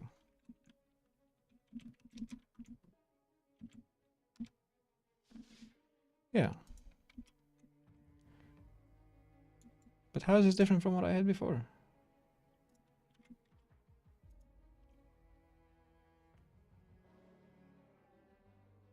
.03. And it's not at 1 yet.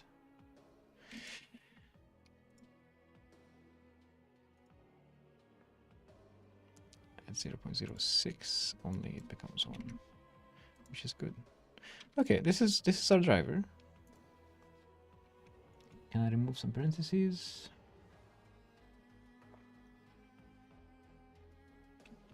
I'd rather not.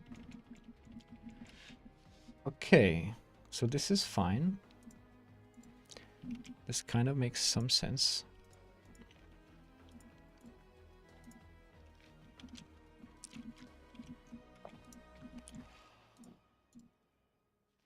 And now the only thing is to figure out the other one, which should be very similar, except different.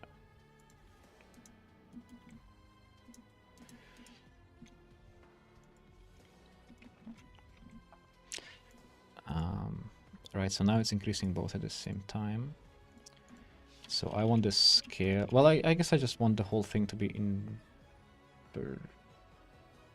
No. Yes.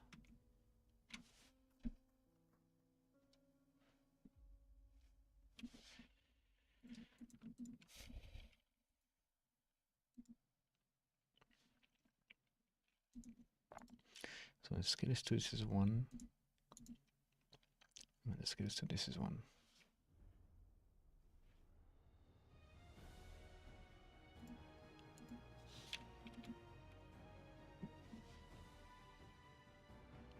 I think I just want this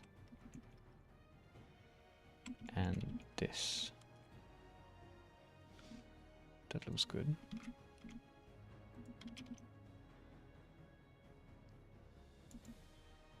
This also looks good.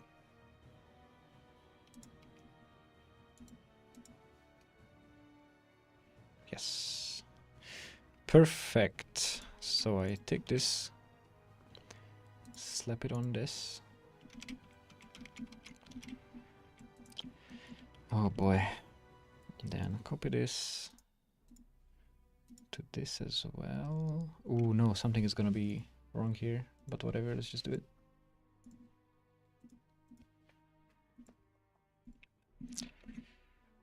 And regenerate. When I still need to hook the action influence up to the scale as well. Holy Jesus Christ. Whatever, we don't care about the action right now. In fact, we can just disable it immediately, because that's how much we don't care. So if we scale this,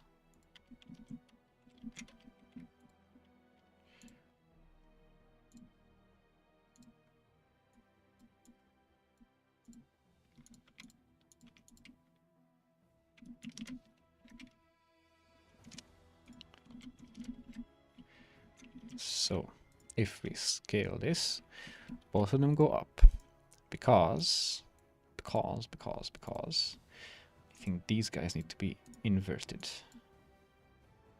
Well, I guess I could just do this. Maybe that's easier. Lovely, right? This is good. This is good. Shit. Okay, wait. No, the scale needs to be the other way around, but the translation has to be the same way around. That's the tricky part. It's fine. It's fine.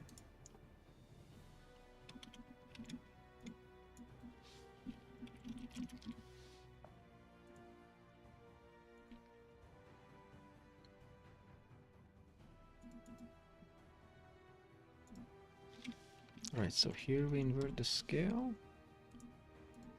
And here we invert the scale.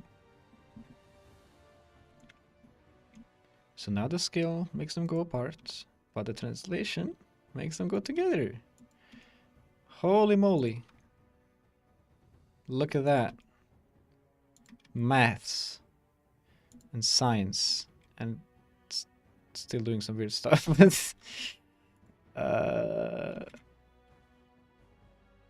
That's whatever. That will be limited by the limit constraint when I regenerate.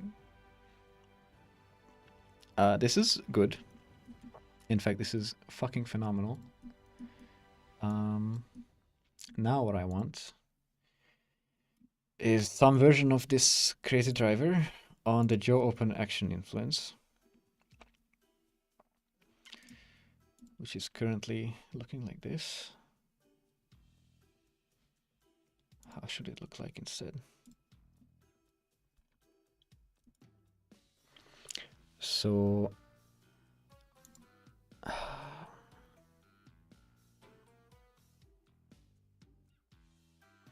oh, it depends. It's different for the bottom lip than for the top lip. Oh god.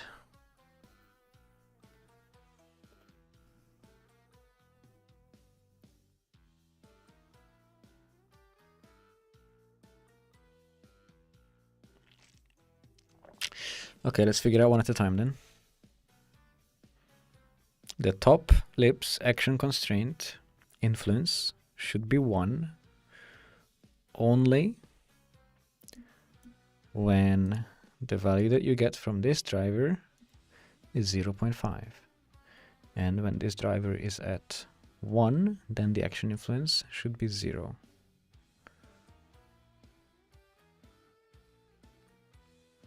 Or put another way, if the scale is 2 or the translation is positive 0.006, then the action influence should be 0.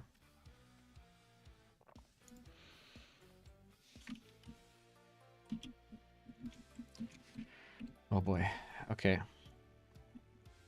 Let's name our variables. So this should be called for translation. And then we're gonna have a second one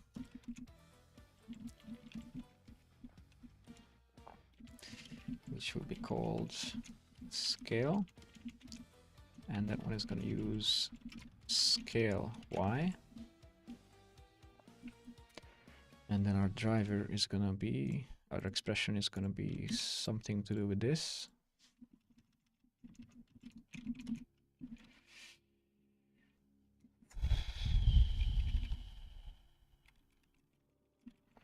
But it's not gonna have the 0.5 default. It's probably not gonna be divided by 2. It's just either if there is scale or there is translation,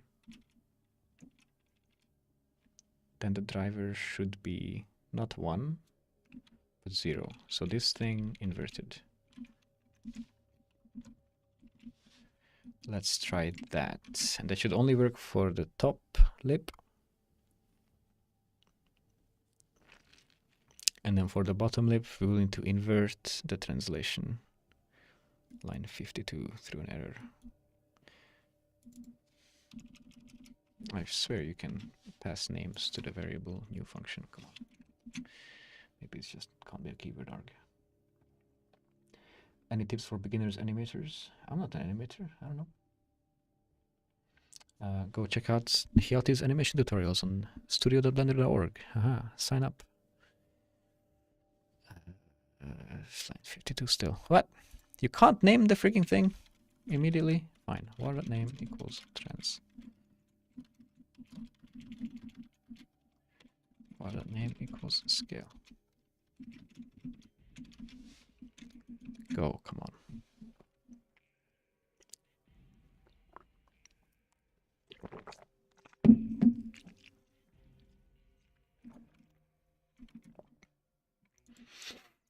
Okay, so now we have our action correcting the rotation of this thing, right? If we scale this up, that worked. That actually worked.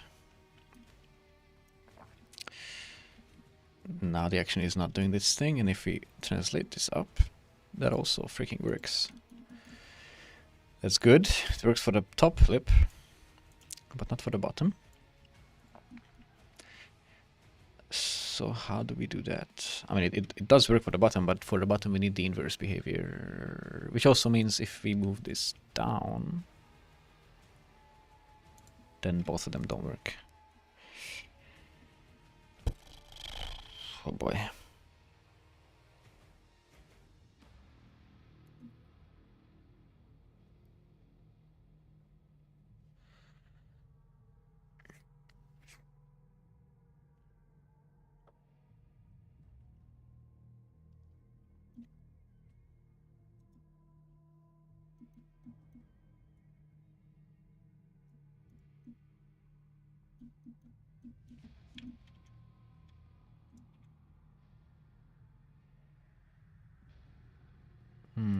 If it's down and scaled, then it also doesn't work anymore.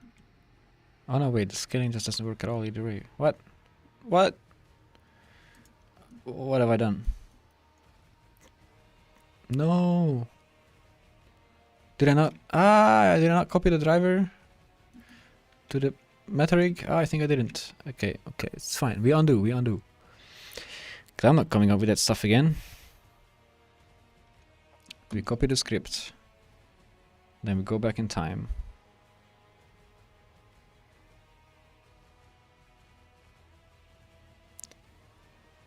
Probably before we generated the rig for the first time, and then we paste the script. Then we check that this works, and it does. And then we copy the drivers from here to here, and from here to here. And then we regenerate.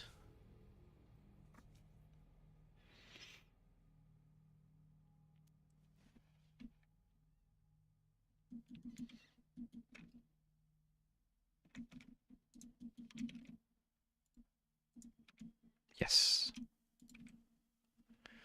Okay.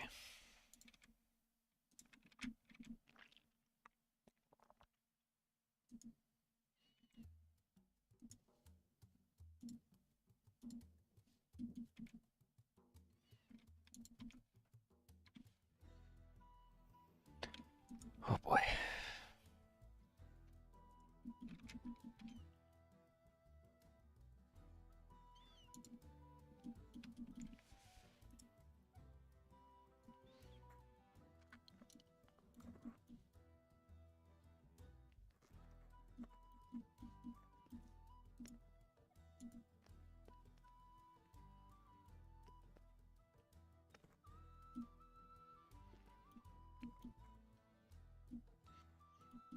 Oh Jesus Christ, these freaking mouse scroll glitches.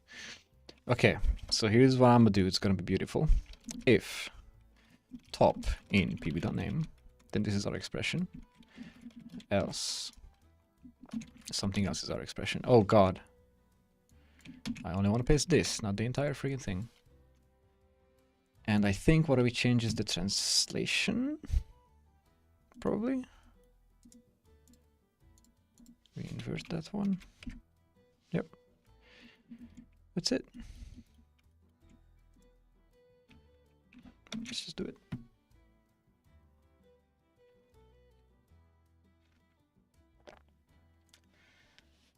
Get normal value from slider and assign to sub slider. Ooh, you mean like to have the driver read the result of the other driver? You could do that.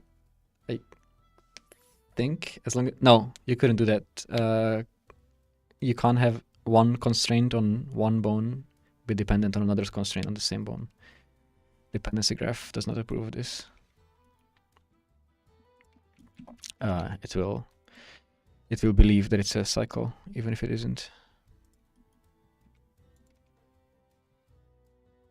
I think it's working, guys. Wait, should this scale? I mean, no. Maybe we should allow a scale of 4, so you could do this.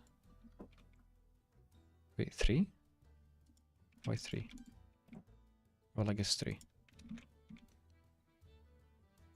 So if you allow a scale of 3, then you can scale it to an amount where the translation doesn't matter anymore. Which is convenient, I guess. Dude, I can't believe we've done it. This is the most ridiculous clip corner setup that anyone has ever done. Wait, is it not working perfectly yet? Because this action is still activating? No, that's correct. It is supposed to be activating. In fact, I wish it would activate more so you could get that shape.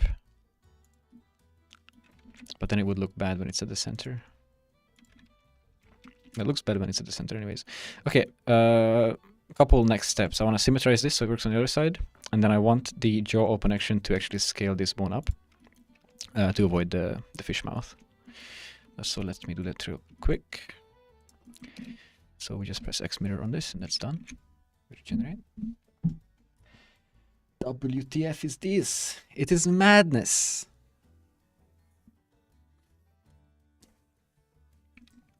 But do you guys like how this works? Because I like how this works. Where did my thing go? Okay, I don't like it anymore. What the heck? What? What? Oh, my limit skill is on 0. That's not what I meant to do.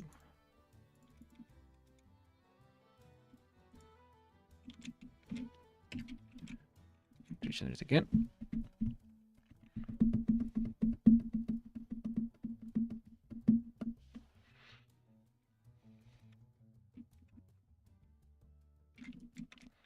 So, you can open the mouth, the lips stay in the center, currently too much, we'll fix that. You can move the lips up, you can move the lips down, you can scale the lips apart. You can do whatever you could before with this stuff. Bruh. This is crazy.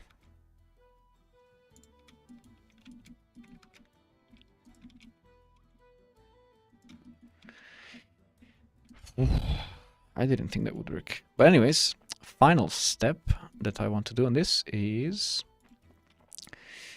when the jaw open action is active, I want this to already have a scale of 1.3, 1.5, 1.2.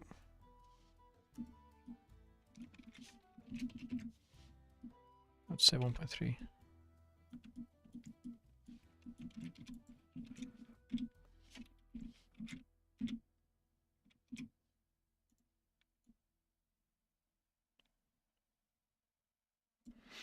Like so, and then maybe also make the influence of these bones weaker again.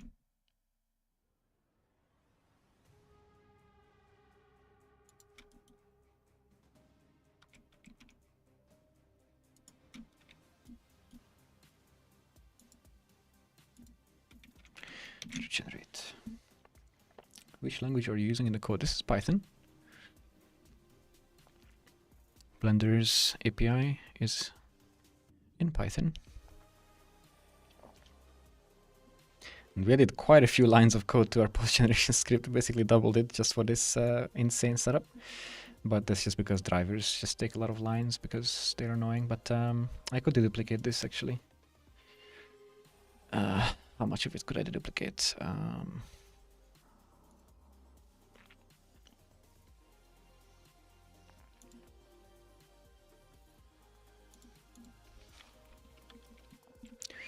You can do for var name trans type in zip trans scale. Where is it? Lock. No. Yeah, lock y, scale y. And then you can indent all of this. And then you can say that the var name should be var name. Oh, and the creation of the variable also belongs here. And the transform space is trans. Oh, not. Oh, it's not type. It's trans space. No, what am I doing? It is trans type. This is local space. Trans type. I might be getting tired, and then you can get rid of this. And now it should still work.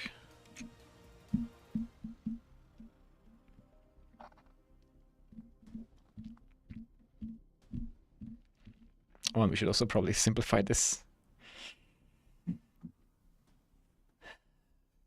Can I just switch this sign, do you think? I'll try it. But then again, I don't even know if it's a good idea to try to simplify this code, but because maybe if it's nice and expanded like this, then it's more clear what it's doing, but it doesn't need to be clear. Who cares?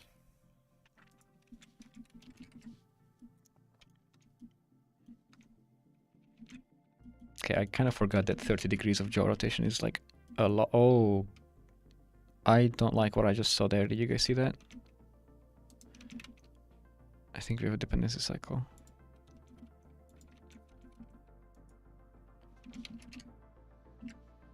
Oh, for frick's sake. But where?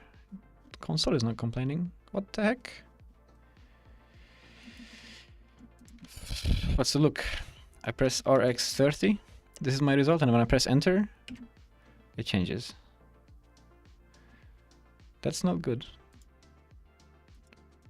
In fact, if I click anything, it changes, which is the sign of a dependency cycle, which I wouldn't be too surprised if I created one. But why is the console not telling me then?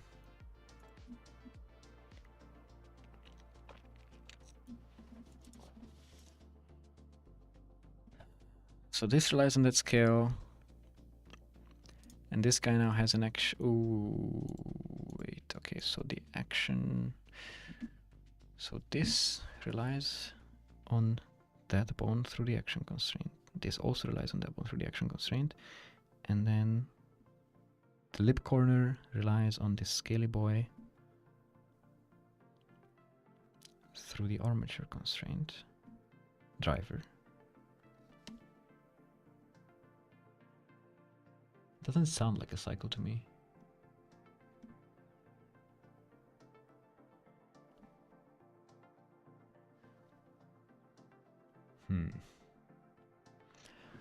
But if Blender thinks it's a cycle, then being smart doesn't really help me. Trying to find a solution is what's gonna help me.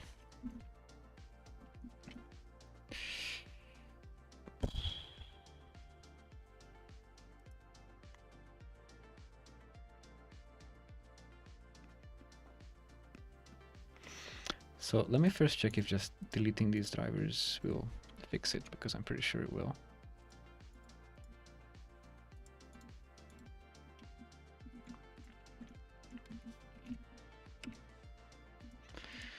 Yes, it does.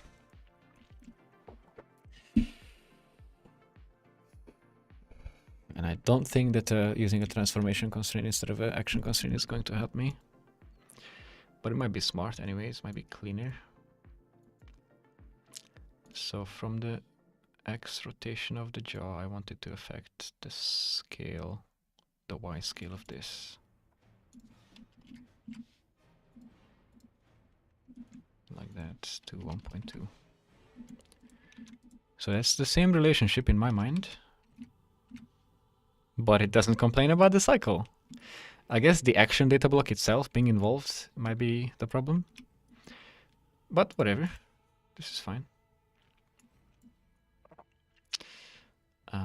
Right, so rig snow, jaw, local space to local space, map from rotation x30 to scale, y 1.2 on the other side as well. Wait, before I generate that, I want to get rid of these keyframes then, and then generate.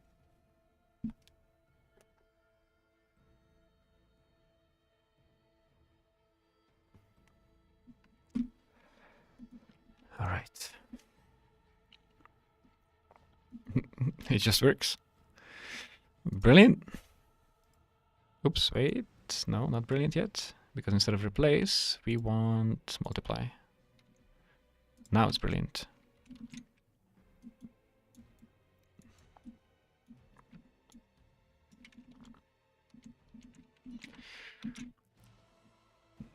Okay, I think we did it. I'll try simplifying the driver expression and then move on to the next thing. There is so much stuff still on the list, but this was definitely, hopefully, the hardest part. Right, so let's check that this works. Let me save this file, because if I lose this, I will never figure it out again. So this works. We can even... we can't scale it down? Why not? Oh, because now I'm... maybe the order. Maybe I want this to be after the limits. No, that doesn't help.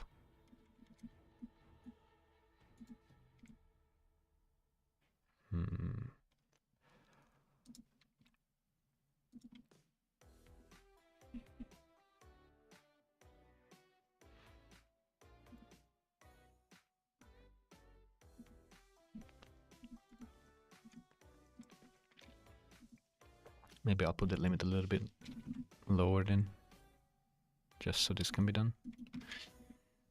Why not?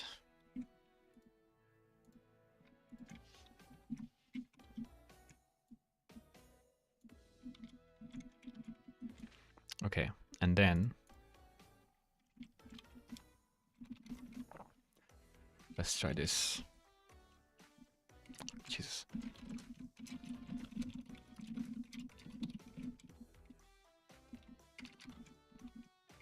God damn.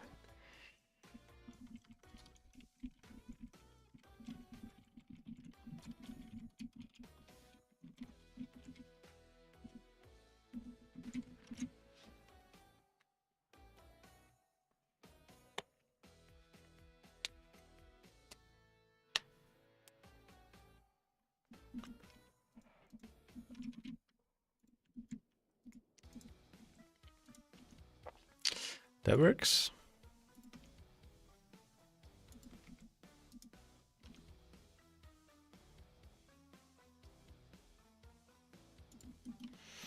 This is insanity.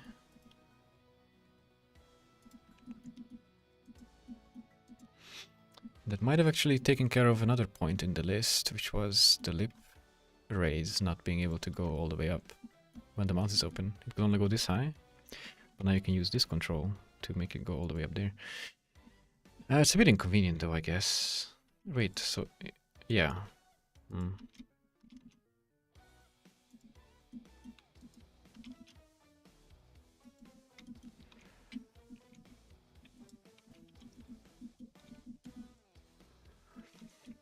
Something's not symmetrical here.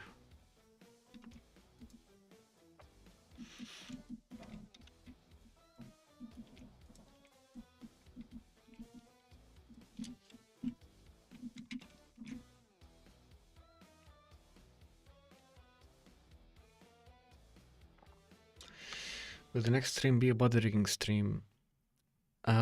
Maybe... maybe. There might be a body rigging stream, but maybe not. I don't know. There's not much of interest left to do on the body. Yeah, someone pointed out I did rig the body on stream before, but not to a great detail, but I don't think it's as interesting, so it will depend on how I'm feeling on the day when I decide to improve the body. But yeah, like for now, I don't mind doing face improvements on stream because I have a giant list that I know will take the entire day, so I don't have to, you know, go back and forth between people's offices and talk to people, so I can just come here, sit in front of a camera and do what I need. But for the body that might be different, so hard to say for sure.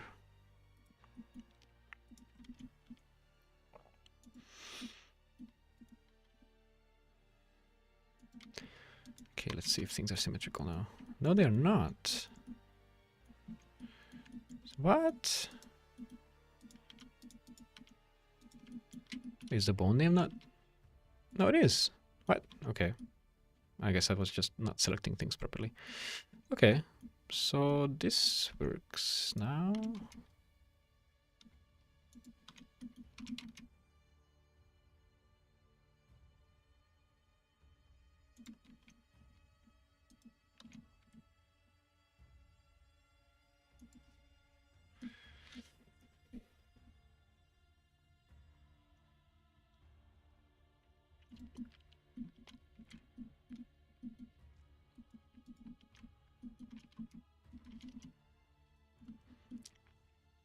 Why is this kind of wonky?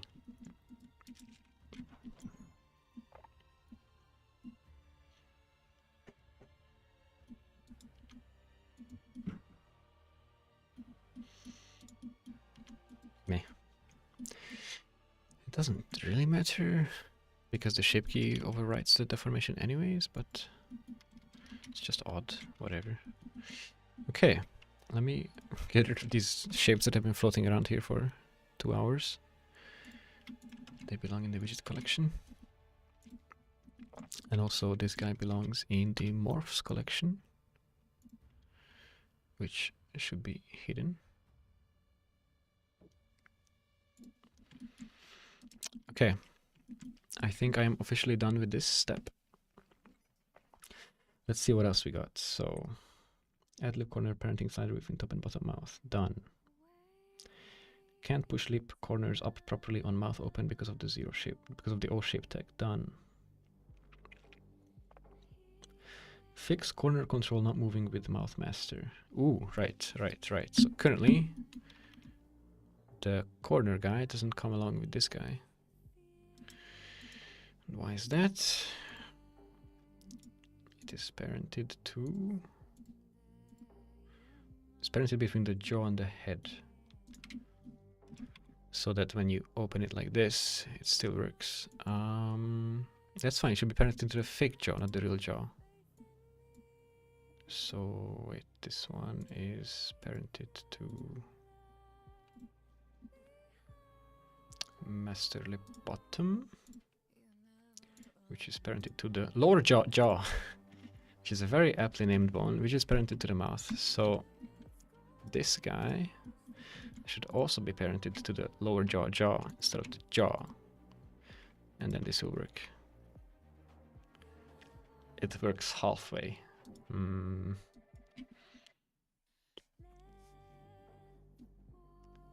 Well, yeah. No, wait, that's still surprise. No, it's not surprising. But it's not ideal either.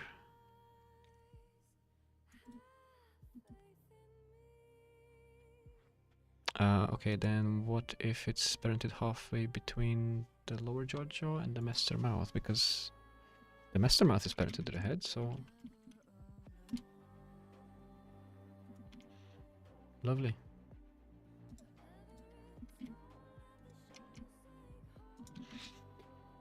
Alright. There is always some intermediate guy in the hierarchy that you can parent something to. That's the magic of clusterfucks.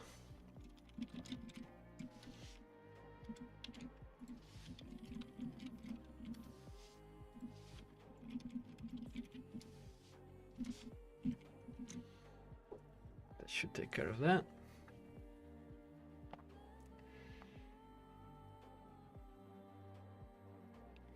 Sheesh, the amount of constraints. Well, okay, the thing that you saw was just action constraints. Those don't count. Like these, I don't care about these because I don't touch them. Because Cloudrig does them for me using this UI. So really the only constraints on this is action constraints. Yes, it's like one thing to consider, and then an armature constraint. So if I go on the metric and look at the same bone, it just has an armature constraint. This is the only thing that I set up myself. But goddamn, this driver though, this is a freaking nightmare. But anyways, let's continue on the list. Fix corner control not moving with mouth master, done. Add an extra parent for eyebrow master to split z-axis. Yes. Oh, we're back on the eyebrows. Aren't we sick of the eyebrows? But alas, we go top to bottom. So currently, an issue with the eyebrow master control, even though like you can move it all around and it gives you wrinkles and whatever, super nice, everything. But if you just wanna like kind of move it, you can easily like shove it inside the head. So it's kind of not foolproof, and it's kind of annoying to always have to restrict yourself to Y or X. So instead, what I'm gonna do is lock the Z location of these guys. Maybe not of these guys. Let me think.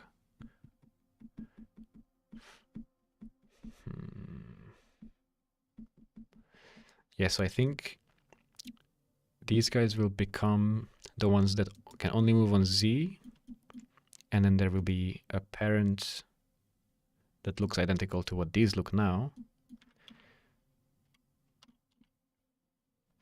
Oh, I don't know.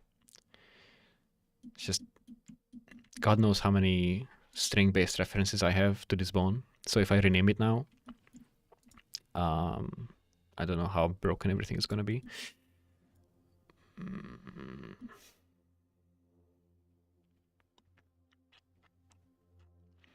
But I should do that.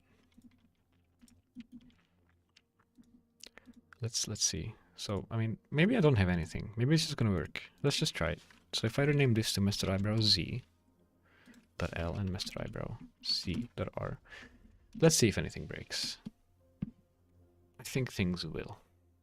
Oh, I think at least the action setup will break, which is easy to fix. Because this is a string-based reference. There you go, control bomb missing. This is now this, and this, and this.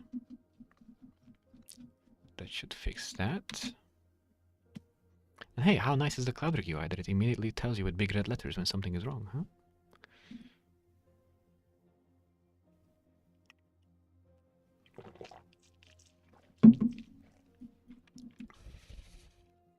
Let's see if the log is complaining about anything. Oh yeah.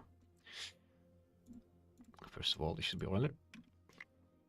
And look at that. This pretty much tells us all the things where we have a reference to the old eyebrow name.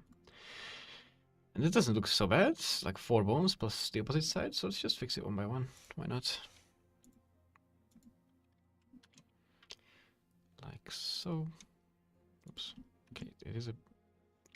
Can I have 2 properties editors on different tabs? Yes.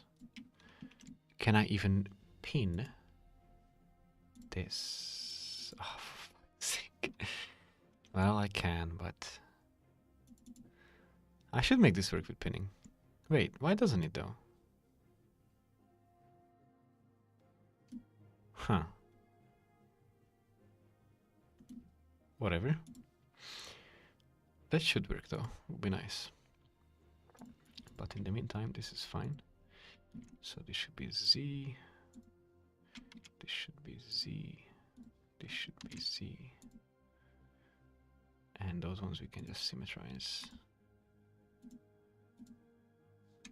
So it's that one, that one, that one, and this one.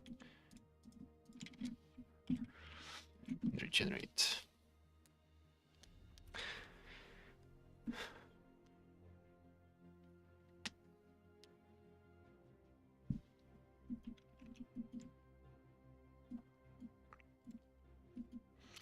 Okay, now everything should work as before. And we managed to rename our eyebrow bone.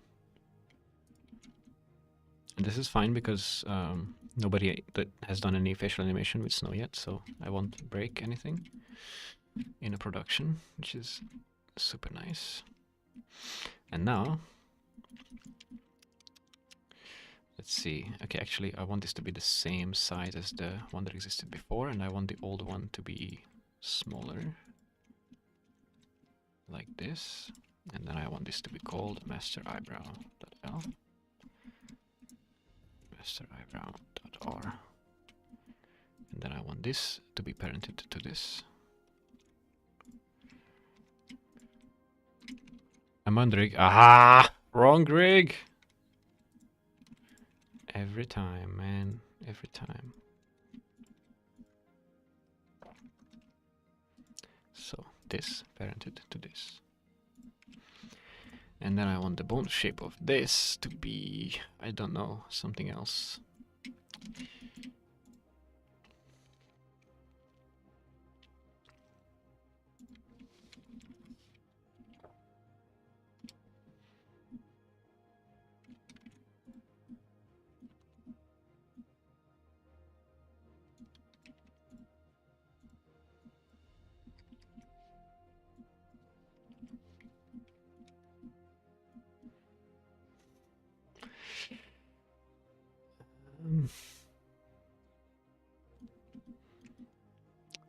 this makes sense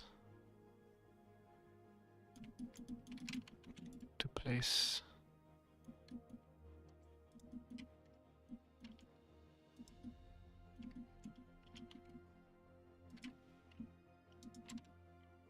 Also, should I move it, or should I only move the display transform?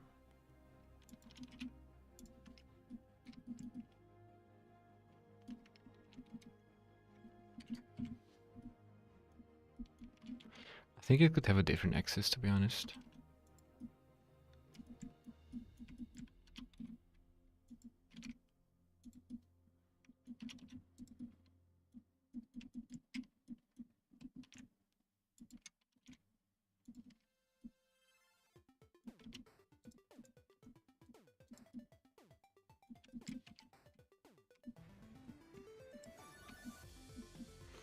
Why don't these shapes line up perfectly anymore? What the heck? When did that happen? Oh,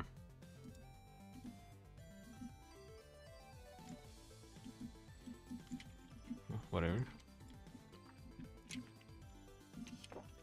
Let's fix it.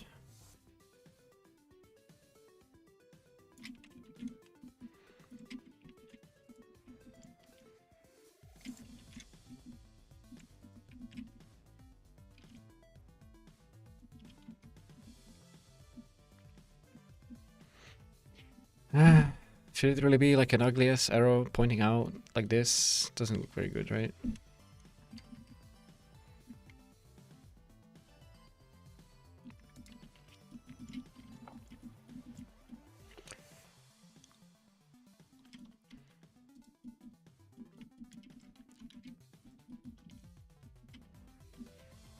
At least if it's there, then it's not taking up any space from something more important. It could be more backwards like this.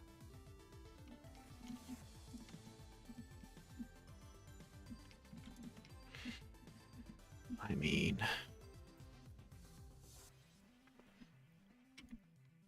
I guess it could be worse.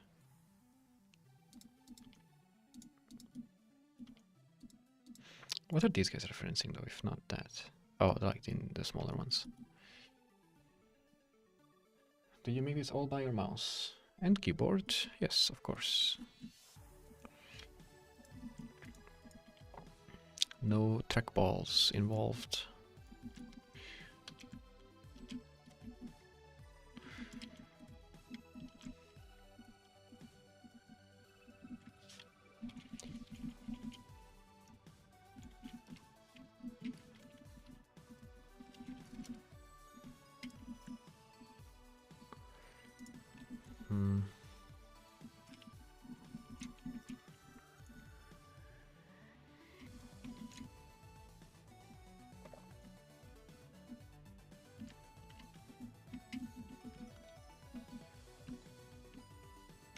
Well, let's try this.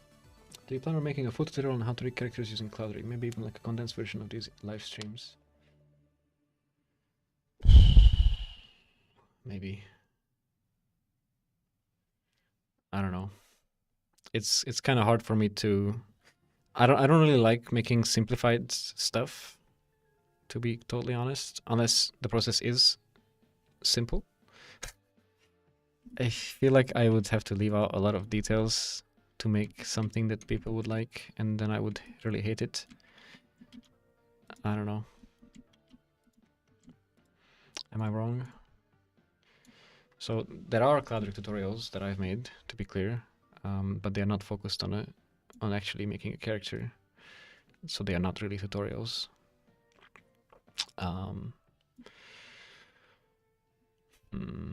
Yeah, I don't know. I think it would be a lot of work, like a lot of editing, and it's still not like you could follow along. It is not currently on the roadmap, but if you get Francesco to make me do it, then maybe.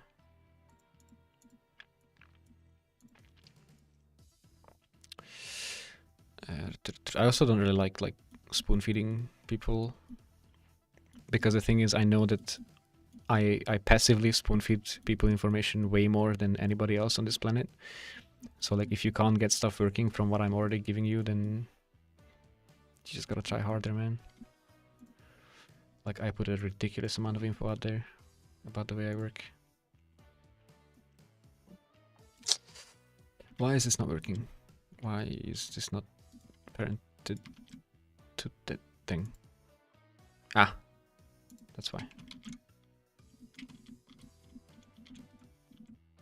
Wait, what?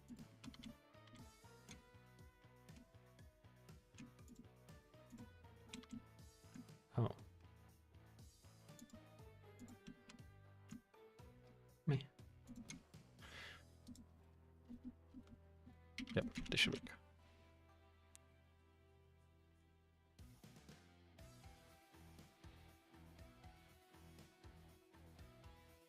You put a lot of effort to make the rigs look nice, even though they will never be rendered. It's really nice dedication. Well, they will never be rendered, but the animators will work with these for hours and hours and hours. So you wanted to, and also like, I hate this. Like these fucking custom shapes. I think they are terrible. I think they belong in the 80s. I want to have the mesh-based interaction, and it might happen soon. And then things could be a lot prettier. Like I think a control like this would still be like this, and that's fine. But a control like this shouldn't exist like this. You should be able to just click on the mesh and just drag it.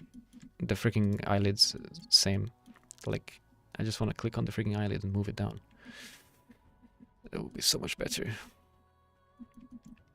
And it might happen soon.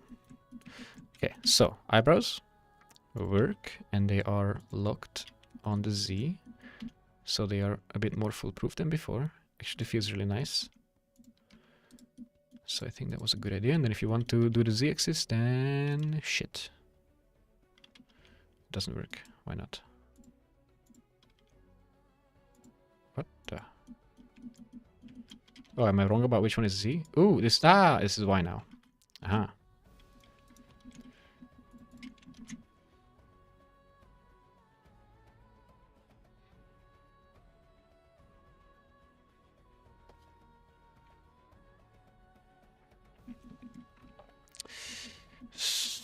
So, eyebrow. Can I push it inside the head? And then you grab this one, and then you can push it inside the head. Brilliant. Yeah, I guess I can see why it's a good idea to have that separated. I might even go as far as putting this on the secondary layer. But maybe that's not necessary. I mean...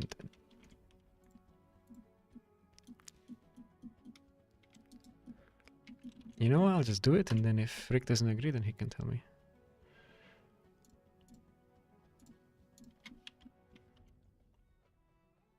I'm on the wrong rig.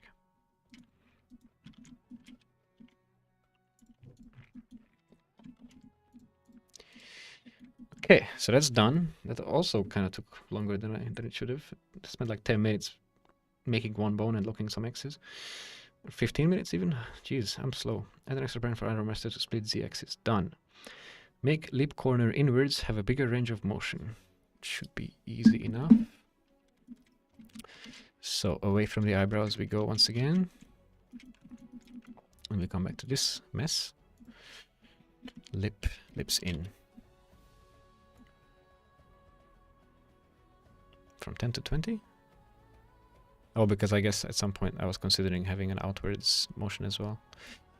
But I didn't want to do it and nobody asked for it, so I'll forget about that idea. This should be bigger, shouldn't they?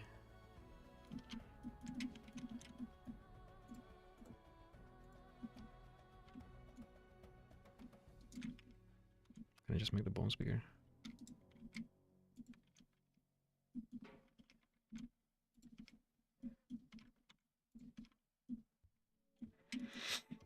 That'll be better. And then let me use the button again, the jump to action button. Where am I? So, refine actions, lips in, jump. There we go. So it goes inside that much. And of course I did that because I was scared that if I go further it's gonna clip into the teeth, but since then I have some extra tech to avoid the teeth clipping. So you can see the teeth actually get pushed inside by the lips, which is nice. But also this actually is only relevant in the rest pose. It's not so important when the mouth is open or whatever, so we'll just push it further and hope for the best. This could also be transformation constraints instead of an action, because I don't do any complex stuff. It's just X translation, but whatever.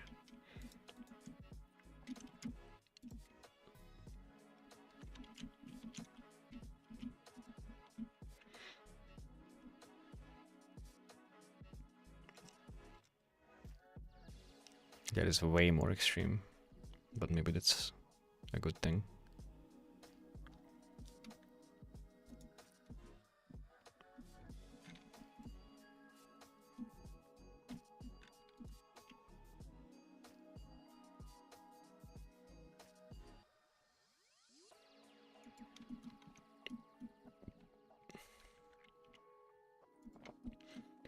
Yeah, about that much.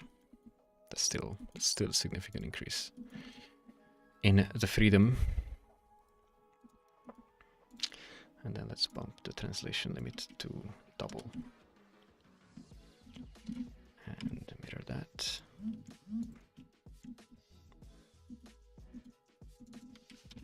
Times 2, times 2, regenerate.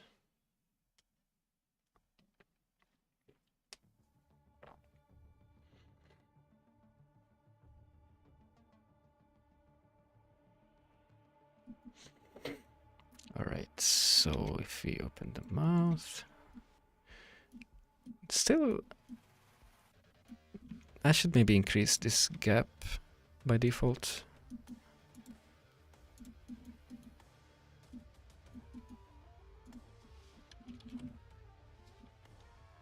To that.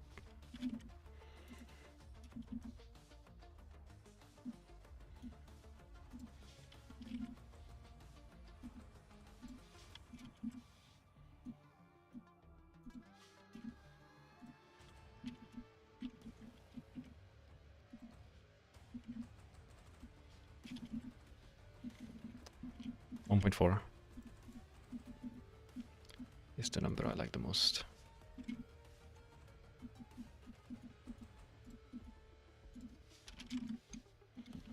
But that's not what I was doing. What I was doing is this. But that goes way deeper now.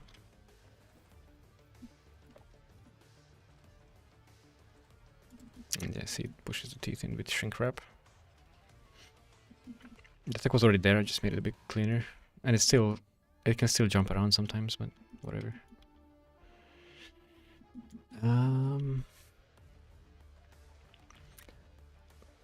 Should I put a rotation on that guy? I guess. So let's say this is used at a jaw rotation of 30 degrees.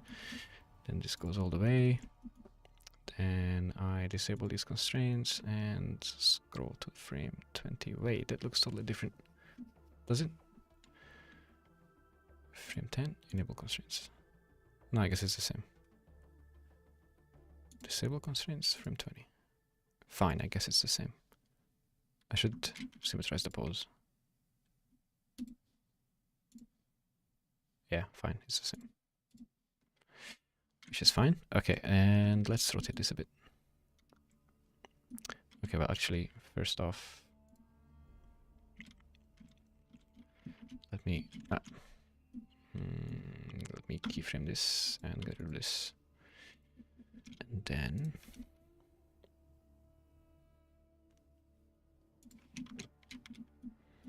we can do that. And something like this. The ridiculous pose.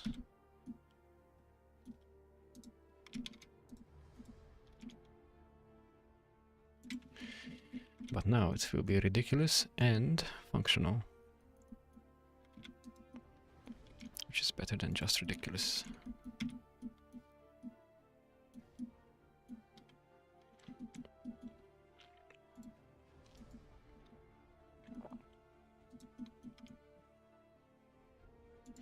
Does it still look good if I close the mouth?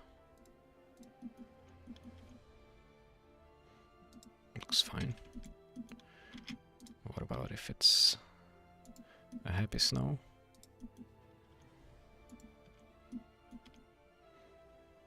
Yeah, I like it. The lip opens up a little bit, but I guess that's just an unfortunate combination. Wait, is it?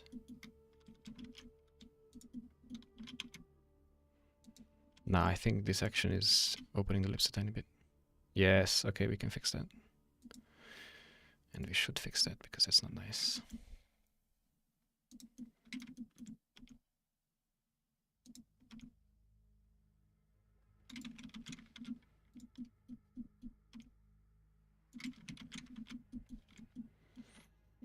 That should do it.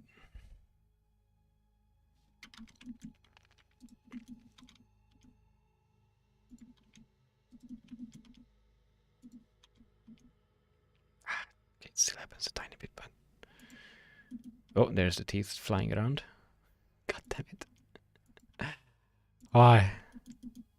It happens, okay? If you push the system, it will push back. I'm okay with this. This is good enough. I want to move on. Time is running short. Make lip corner inwards have a bigger range of motion. Done. Maybe add the cheek puff shape key hooked up to the scale of the control. But maybe also just modify the cheek puff. So right now we have this cheek puff going on, which can go into infinity, but I think we have a corrective shape key activating at a translation of like this much probably. Maybe less. Let me check.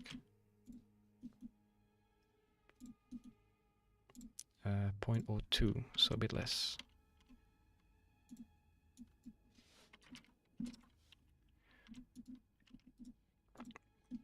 And that shape key does this amount of correction, so very subtle. And maybe it could do a bit more to make this more puffy, or alternatively, we could have another set of shape keys that we can control by scaling this on X and Z, on X and Y. That would... Oh my god, wait, this already kind of works. I did not expect that. What? This shouldn't work because these controls are... Oh, it's just the one bone. The one bone is directly parented to it. And that kind of gives a nice effect. Oh my god. It's a miracle. Dude, that's like literally what Rick wanted. And I didn't have to do anything. It's a good day. I'm unlocking those X's.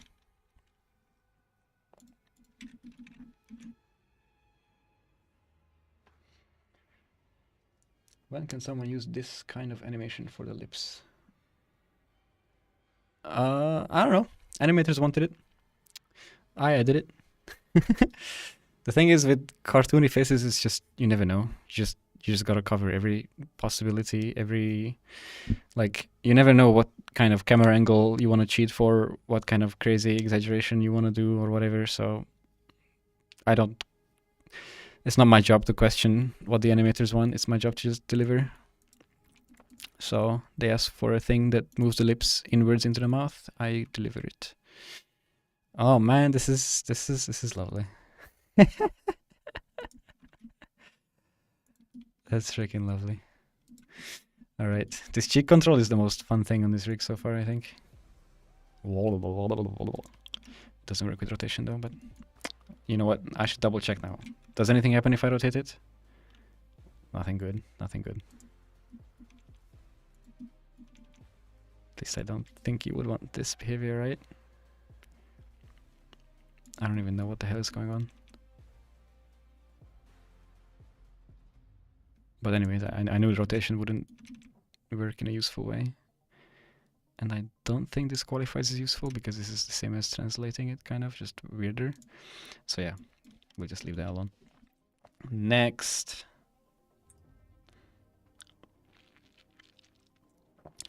Make X rotation of lip center control replace functionality of lip roll bone with intermediate helper that doesn't copy X rotation.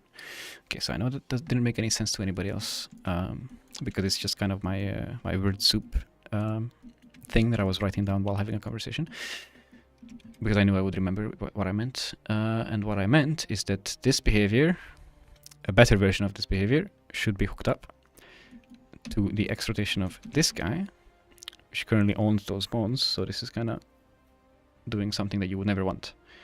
This X rotation is not useful ever. So what I'm gonna do is something similar to what I did here with the eyebrow thing, except this intermediate control is gonna be hidden, but that is what will own... No, wait. Maybe we need more than one thing here. We will have the control that the animator is touching. That's one thing. Then we have the control that inherits everything from the previously mentioned one except for its X rotation. And then we have another control that inherits nothing but the X rotation. And the lips will be parented to the second one mentioned, so the one that inherits everything except X rotation. And the one that only inherits X rotation will be driving an action. This is the plan for both top and bottom lip. So we need 2 more bones for each, but they will both be hidden. Oh boy. Okay. And this area is already a big mess. Not as big as it could be, because now we're going to make it a bigger mess. But the good news is actually we can delete or hide one of these. So these controls that I already have here, I can keep. And what I want is to make sure that they are parented the same way as this center guy. What does that mean? I think it's parented to, oh, the master lip top, right. Done. And then I want to copy rotation, which is the local X only. So if I rotate this, that happens. Okay, and then I want to rename this and fix all the stuff that breaks when I do. But what do I rename this to? What's a good name? It's gonna be hidden bones, so it doesn't matter that much.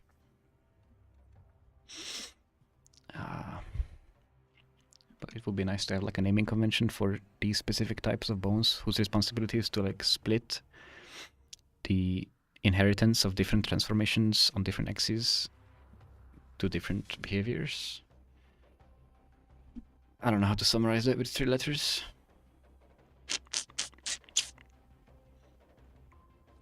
Like no X rot.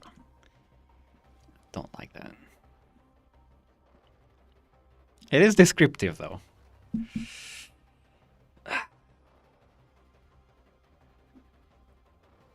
I like descriptive names.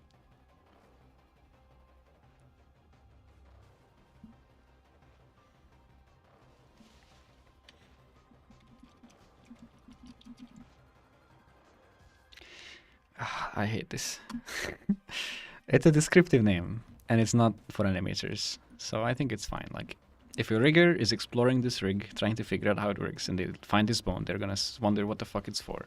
And they look at its name, and it says no X rot. They're gonna be like, oh, this is the bone that doesn't rotate on X. That's exactly what it does. So, screw it. So, then what I want is generate the rig and fix all the cloud rig complaints of the string-based references to this bone. All the string-based references should now say no X rot.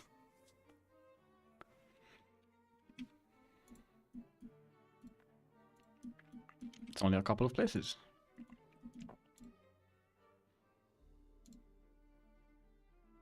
Wait, what? This actually worked? I mean, oh, because it's not a... Ah, this is a string-based reference that Blender actually updates for me. But there is something that isn't. Transformation. A bone lip top L has no resistant target bone, no extra lip top center.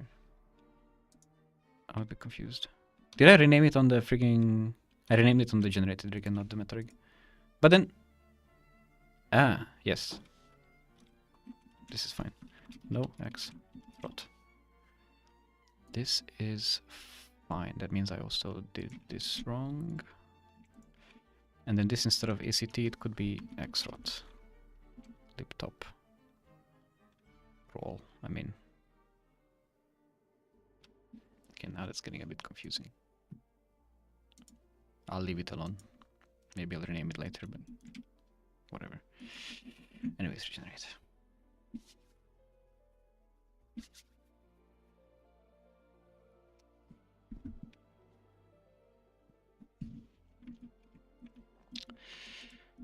Okay, let's see. I didn't set up this constraint properly, and it should target the rig.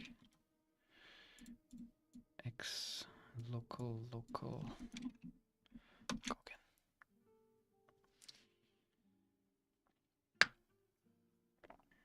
Bro, how many movies have you worked? Just Sprite Fright and Coffee Run, and the Settlers Project. Did the rigging of each Sprite Fright character take the same time that Snow has taken? I would say so, yeah. Sprite Fright was a long production, and the rigging was still being iterated on until like 2 months before release. There were still small tweaks being made every day.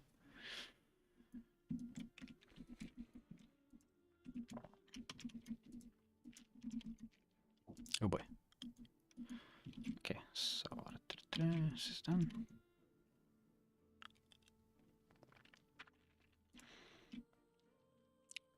Right. So next step is we remake the old control. We get rid of this silliness, we call it master. And for this one, I guess we can keep the shape, but make it smaller. This will be visible anyways. This will be just for me. And... oh, this should actually be targeting this one, which doesn't exist right now. But whatever. Yeah, let me regenerate this again.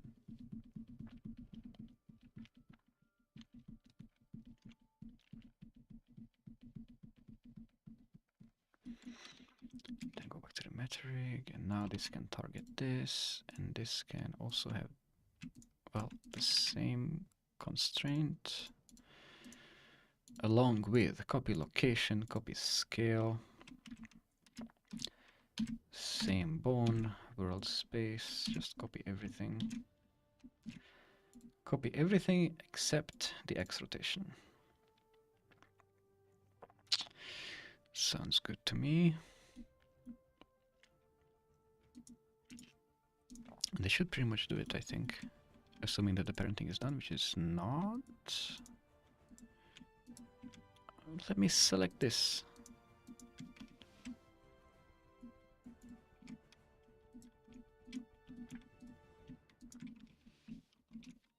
Is the bone hidden? What the heck? Oh, no, it's already parented. Okay. But if it's already parent... oh, because these constraints are already doing their thing. Okay. So now, moving the lip center control should work, scaling it should work, rotating it should work, and rotating it on X should activate the roll action, which is to be tweaked. So moving works, rotating like this works, and like this works, which you probably wouldn't do, but anyways. And rotating on the X... shit. Ah, no, because the actual parenting for these guys needs to be one level higher.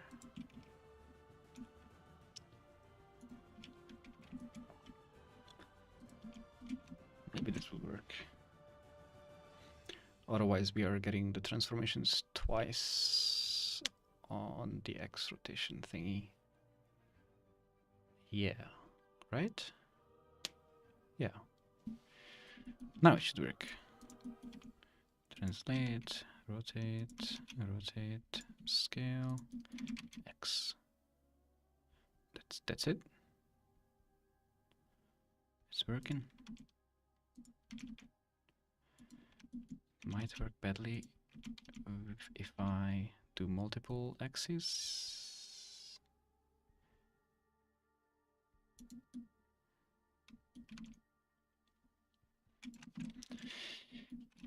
I'm sure that it will work badly with multiple axes, and I think it's fixable by picking the correct rotation order.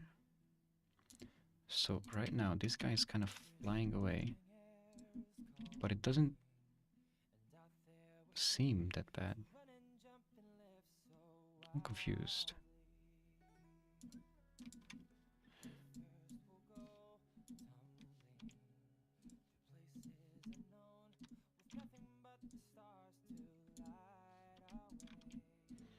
Does the order here matters as well, right? Doesn't it? Maybe not.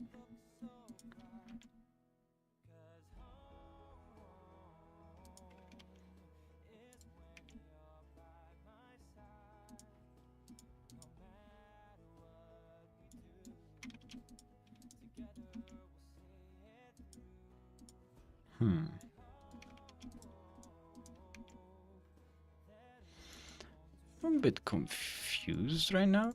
Does this have... Oh, maybe because of the transform offset?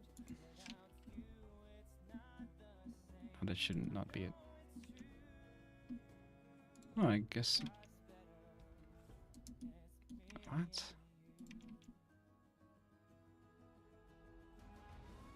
Nah, that's not it.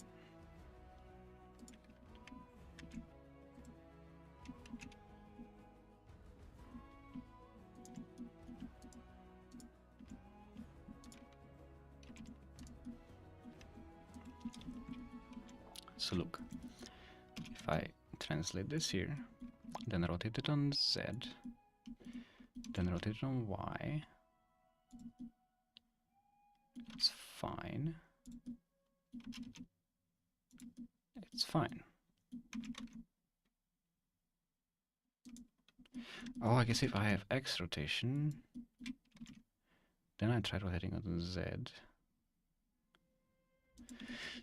Then I kind of expected it to end up acting weird, but it doesn't feel that weird. It feels correct.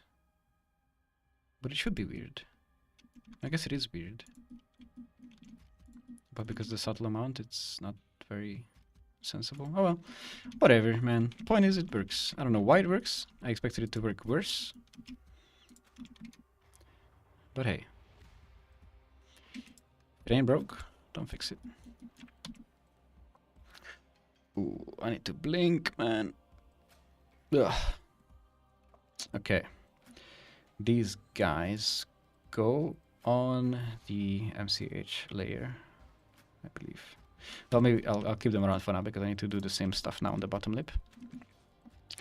So, this gets renamed to no X rot. We generate the... Well, before we generate the rig, I might as well make the copy already.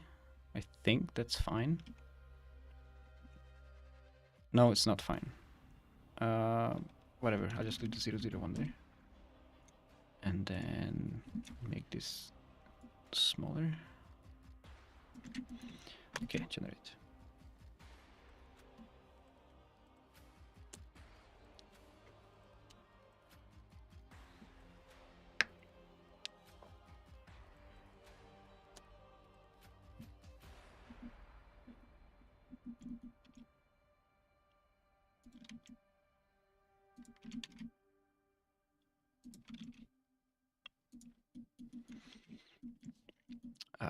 Right. Wait, so are there any complaints? Yes, just a couple.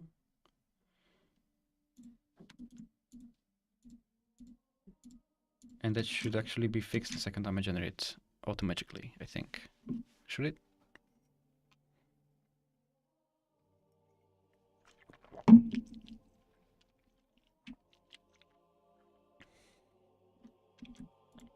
No. No X-rod lip bottom center. But they should exist now. Look, I can... Wait, it does not?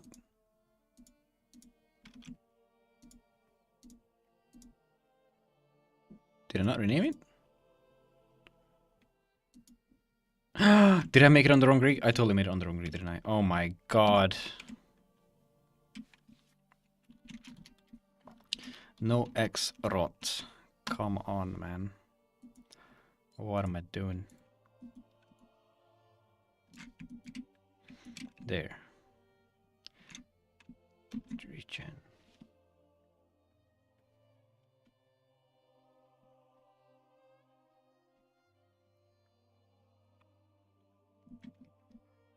Okay, no more complaints.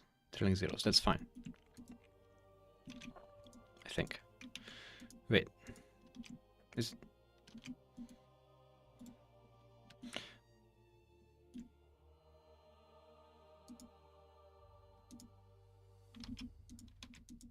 Oh, I don't know what I did there. I think I might be getting a bit tired. Anyways. Then what we do is we parent both this and this to this. Then I'll just copy the constraints from the top. From this. Okay, I want this to look more similar to the other one. Otherwise I get confused. Get me all of this. And then they will target this.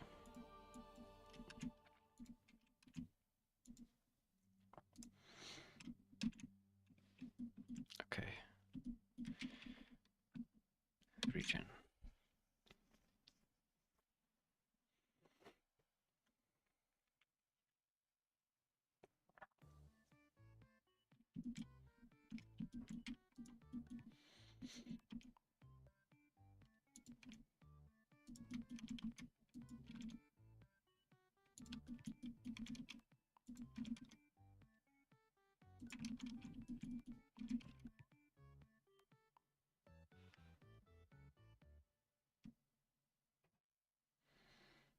I don't think this is working. No, it's not. Why not?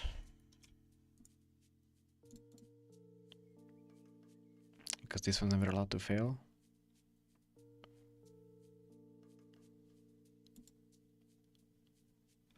Whatever. We'll just fix it manual.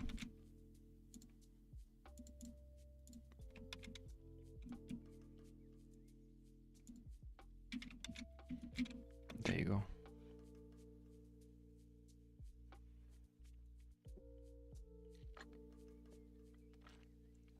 Are there any plans to improve the CloudRig wiki?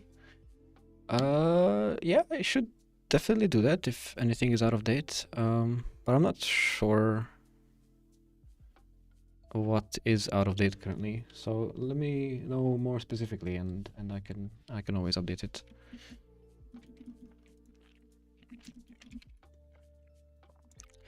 It is high priority for me to keep that up to date. So if I didn't, then feel free to poke me in a chat or just here, and I'll take a note and update it when I have time.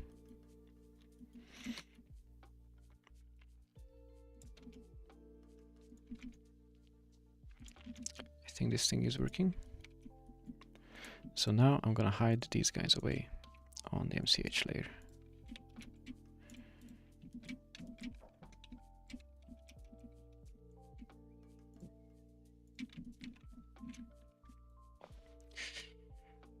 So that's that done. Make extradition to no rain like lip roll, just simple plus shape key. Yes, we need a lip roll shape key. We might actually be done with the entire to-do list in the next 30 minutes before I go off. Maybe. Maybe. Okay, so... Wait, what? This should not be doing this. Wait, should it? Oh, maybe it should, because it's a transformation setup? Yeah. Ah, heck. Maybe it should be an action setup. Easier to hook up the shape key then. More limited though. I can hook up the shape key manually, whatever. Sintel, the only ready-made rig, and it doesn't seem to have the teeth and tongue bone. Why? In terms of the meta rigs in Cloud Rig, yes. And I don't know why she doesn't have a teeth and tongue, because I was probably lazy or stupid, or maybe she does have them, but on a hidden layer. The thing is, I only made that Sintel meta rig as a quick test, even. Yeah, it's... I think I don't know. I'll make a... I wanted to make a more... I wanted to make a simple human face meta rig from snow originally. That was the dream. And now it looks like this. I could include this in Cloud Rig and just be like, hey, here, good luck. Because I mean, I will say this is a freaking goldmine of face setups. Like I've did some insane stuff here that works super nicely, and I love it. But it is complicated as fuck. So I don't know if anybody can make any use of it. But yeah, that could happen.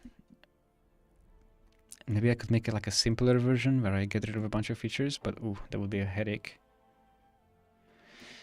I don't know, man. Faces are just complicated.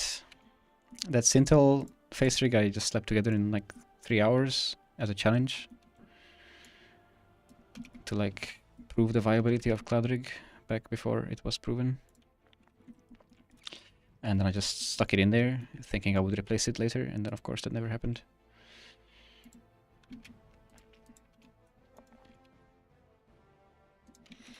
But anyways, shape keys for lip roll. Let's go. How do we do it though? I think we just roll both of them by like the amount that we ever will. Like maybe 90. And then fix it from there. Could that be the way? Where did my bone go, by the way? Oh, it got sunk into the mesh. No, it rotates away from me. Ah, maybe we should fix that.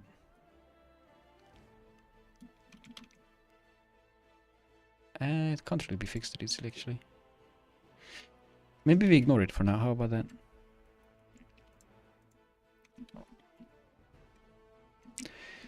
So another cool thing about this shape key setup, though, is that I could alter both the upper and the lower lip roll at the same time, get a consistent shape, and then just make a couple mask vertex groups for the top and the bottom. Yeah, I think I'll do that. And in that case, we also want to save this pose into the face poses action. Okay, let me reset rig to make sure everything is fine. And then RX90.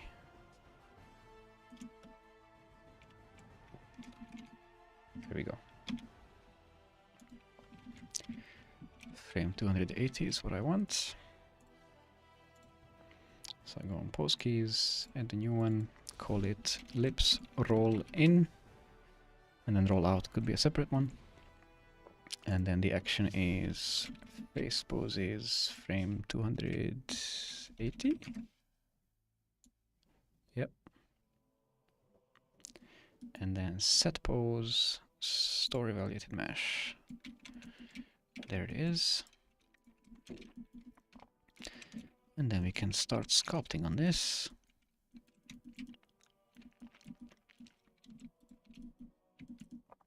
So how do we make this not terrible?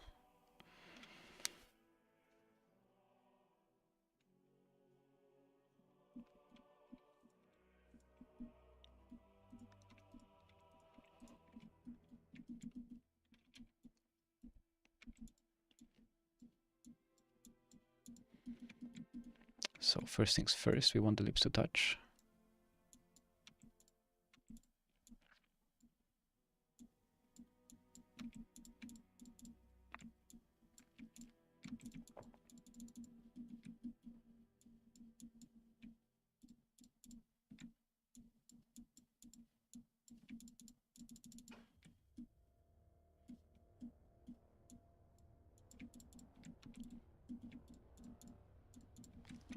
Ooh, this smooth brush is a bit strong.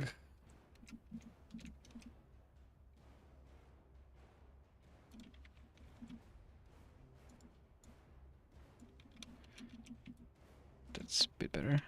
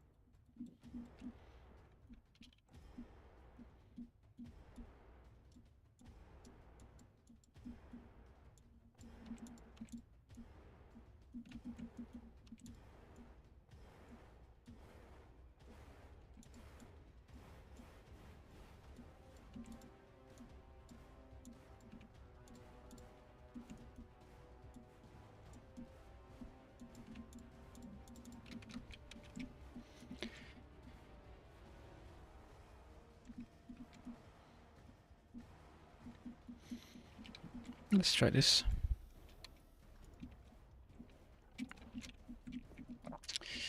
So we can make a couple of shape keys. Can name them manually. Ellipse roll in .l. No, not L. Dot. Well, ellipse roll in .top. We don't need the mask.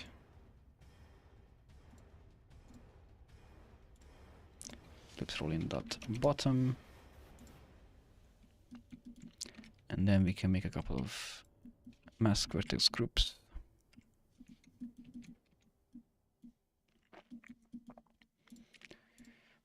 This will be top lip. And this will be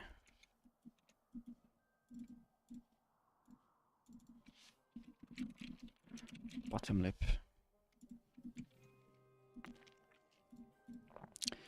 Then we can set the pose, which it already is, push the shape keys. That doesn't look right. Oh, because now they're double activating. So this is one and this is the other. And then we want to assign the masks. So this is bot and this is top. There you go. Top, bottom. But actually, I'm pretty sure that this edge here is being affected by both fully, but we just press this and then that fixed that 1 pixel offset. And I just realized that I sculpted this without subsurf, which was a mistake. So let's fix that real quick.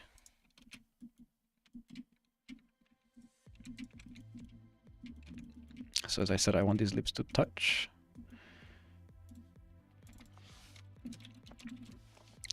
But of course, with subsurf, the mesh loses a tiny bit of volume. So we need to account for that.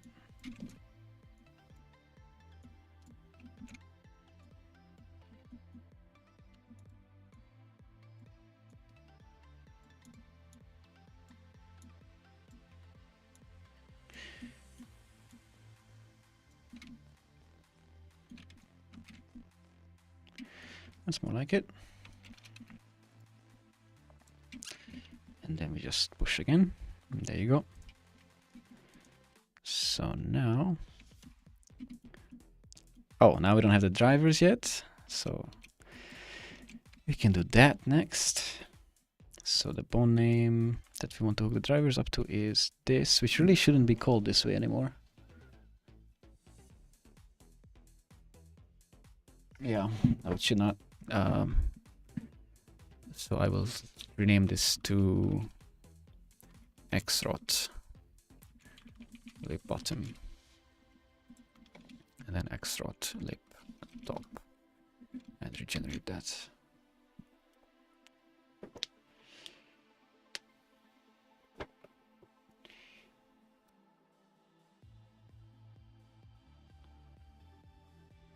Please make this rig available on CloudRig for us to study, just like Sintel. I'm loving this.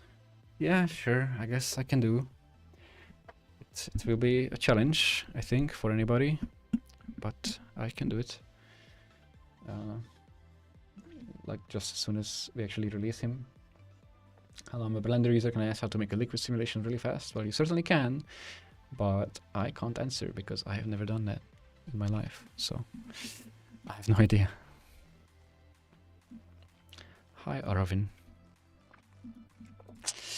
Alright, what was I in the middle of? Renaming a bone, which has been done. So now this guy's called xrot lip top, which we can use to add a driver, target the rig, paste the bone name. We want x rotation, local space. Rotations are in radians, which you convert by multiplying by pi over 180, and then I want it to, well, actually, I guess if I want 90 degree, which I do, then I think I can just do divide by pi over 2. And then if I rotate this by, oh, not that one, this one, RX90, not that one, RX90.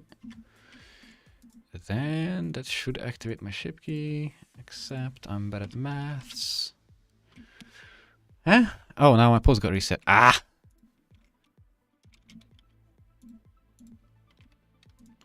RX90.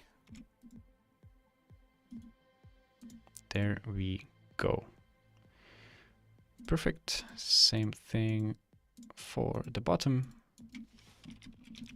What? Xrot lip bottom.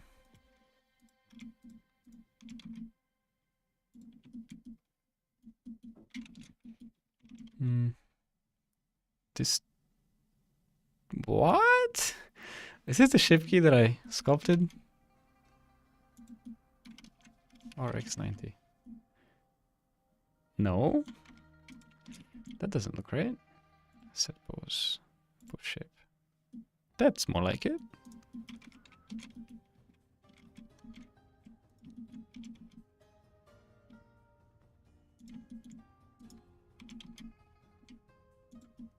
That's not it. What? Oh, because I pushed it too far, probably, because it's not limited to 90. RX90. And then if you push it further, then it breaks. Or if you... Oh, wait, what? No, it doesn't. What am I doing? It's actually hooked up to 90 degrees? Wait. Why are... Oh, what the heck is going on? No, this is just a shape key. The actual rotation is not affecting the bones. That's why it's so wonky. So if I get rid of these, nothing is going to happen. Something has gone horribly wrong.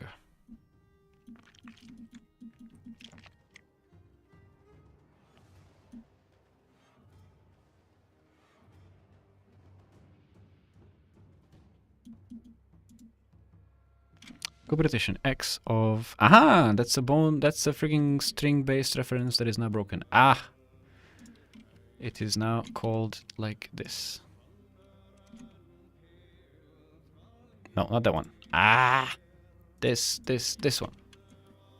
For the love of God.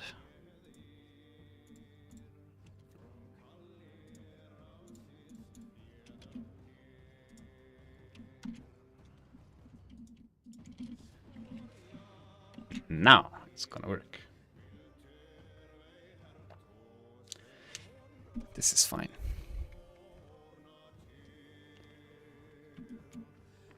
Okay, we get rid of this. We hit the pose. We push the shape key. Shh, we enable the shape key. We push the shape key. And then Yes. No, maybe, I don't know. What? No.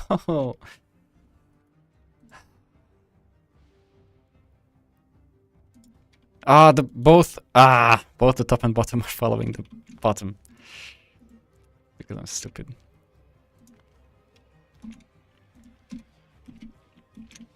14th times charm. At least it doesn't take 72 seconds to regenerate rig anymore, just 4 seconds or 6.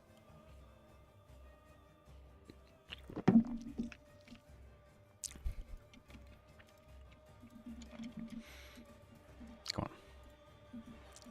Hit the pose. Push the ship keys.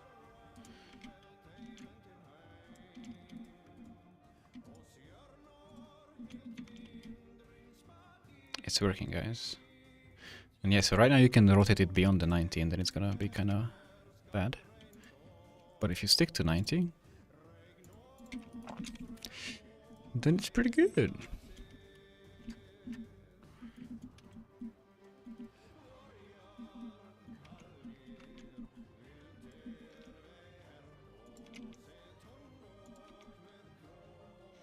It's delicious. So delicious. Okay, no out roll yet. But that is probably next. Well, yeah. Okay, so roll out. Same setup as what we just did, except maybe this time it shouldn't take so long. Drop these in the morphs collection. Make a new PoseKey.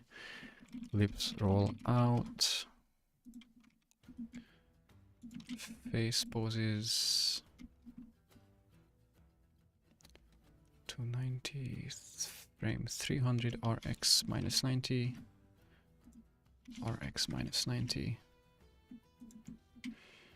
Keyframe 310. Reset. Face poses. Frame 300. Set pose. Story validated mesh. Let's sculpt this disaster. We can also tweak some weights later. That's fine.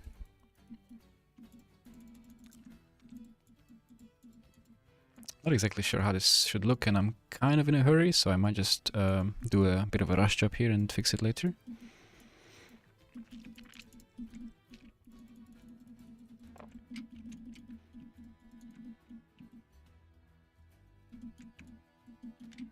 I want the rig to be out of the way. I wish I could have a thing where if I enter sculpt mode, it would immediately disable the bone overlay. Which I could actually implement. But nah.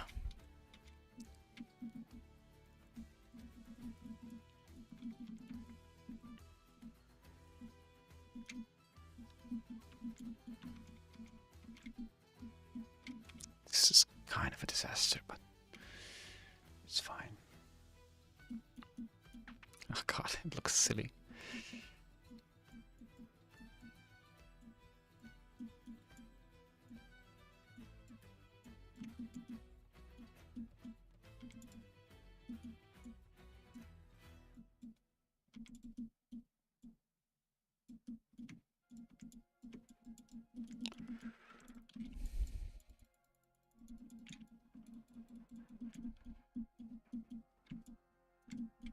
Let's send a subsurf on. You should see what I'm doing.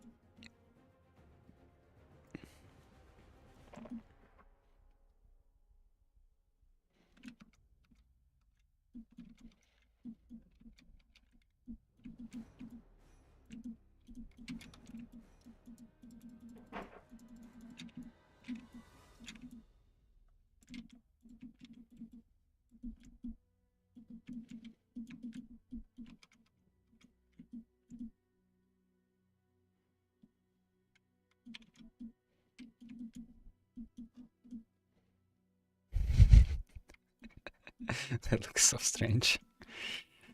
But anyways, they'll do it for now. Create our shape keys.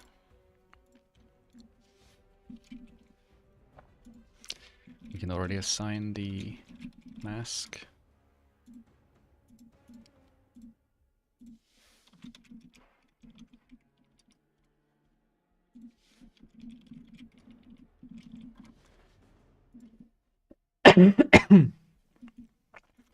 We can take the driver from here. We just need to flip a sign.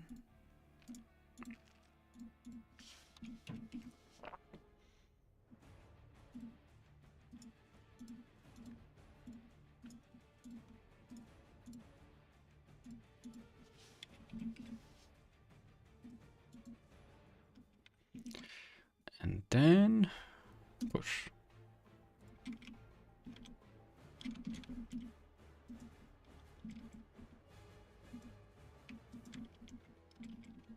God.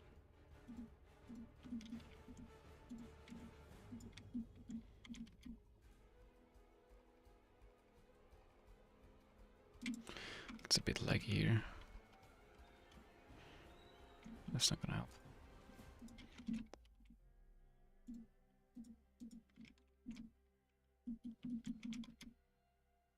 Not that one.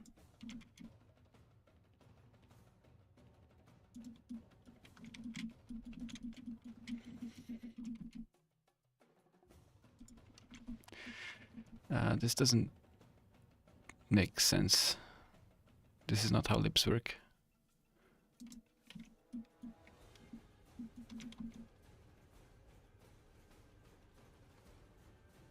This is terrible. Freaking hell.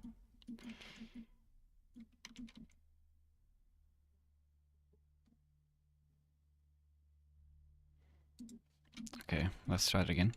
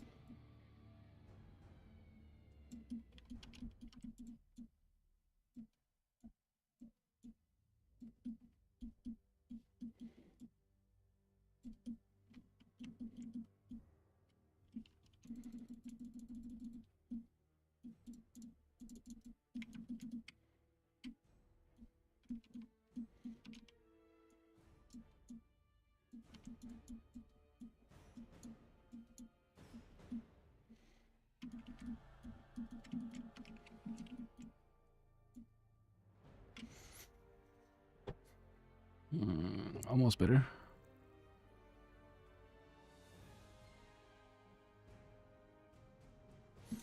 Except this top lip shouldn't be bulging outwards so much, but more upwards, I think.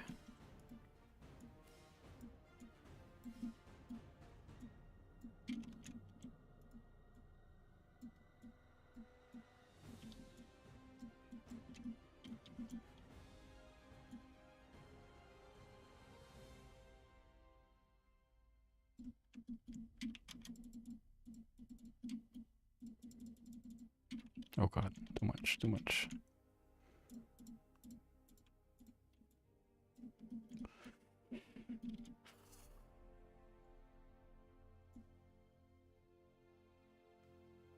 Okay, arguably better.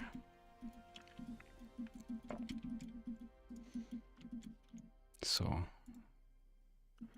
before and after.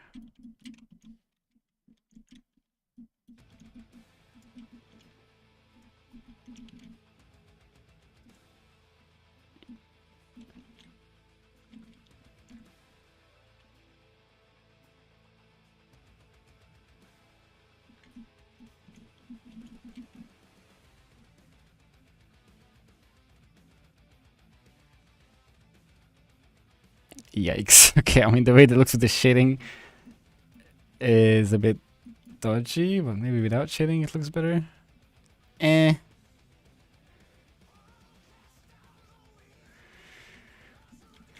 It's better than before, true. I don't hate the bottom lip. The top lip is a bit of a disaster.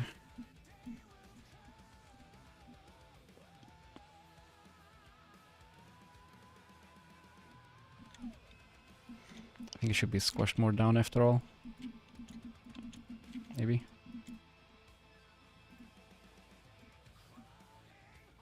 Jesus.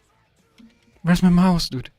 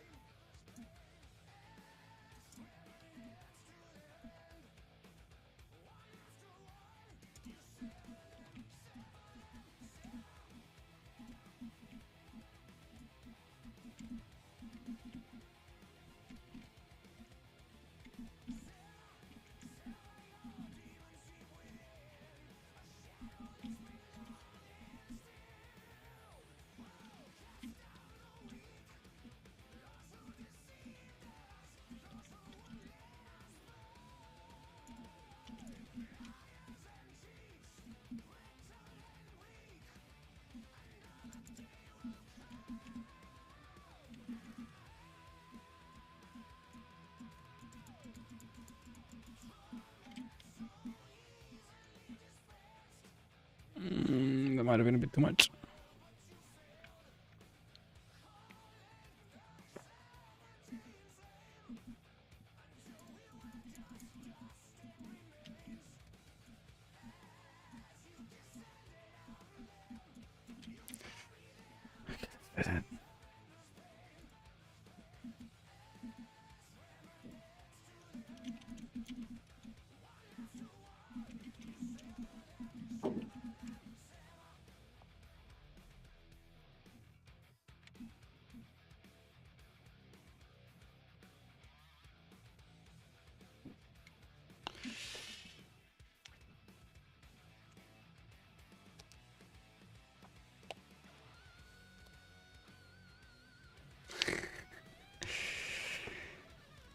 Hey guys, it's a morph. His lip seems like after vacuum pumping. Yeah, I know, man.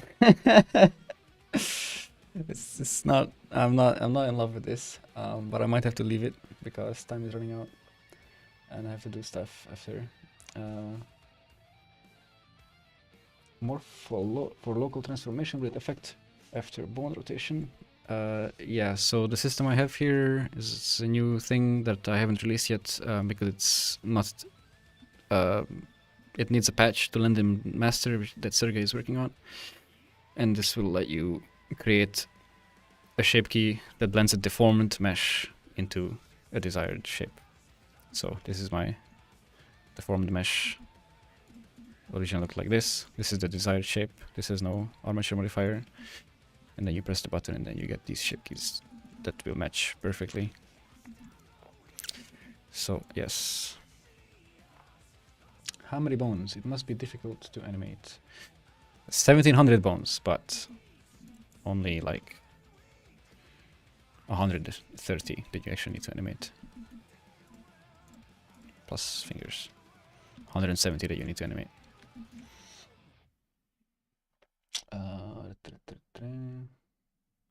This looks awesome. There is too few tutorials or breakdowns on YouTube related to Blender rigging. Thank you. Although I don't know if this counts. It's not so difficult because bones are well rigged onto controllers. Bones are controllers. There is no such thing as a controller in Blender. It's just bones. But it's simple. Yes. Everything is simple if you know how it works. Okay, I'm gonna call that done for now. I think that will need some love, but I'm not in the mindset right now to fiddle with vertices. Add upper cheek razor, experiment with wrinkle on the cheek. Okay, Experiment with wrinkle on the outside of the eye when the cheek is activated. Okay, I don't know if I'll have time. Yeah, you know, let's try the simple solution. So we want to have a control here to raise the cheeks, of course, which Rain also had. And that is still missing here. So what I want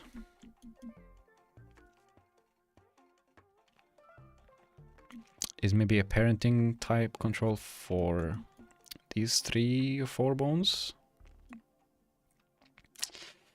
But I don't think that's gonna be enough. Then I think on top of that we will need an action that affects these guys. And then we might be fine. But whatever. For now, let's just worry about the parenting part. This one's in kind of an awkward place, to be honest. Maybe they should be moved down by a edge loop.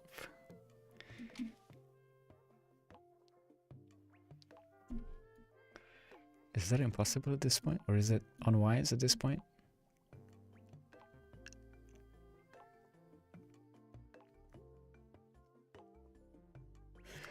With the time I have left, yes. So for now, let's just keep it simple. But I will have this bone here, which is kind of a weird spot. Maybe I won't.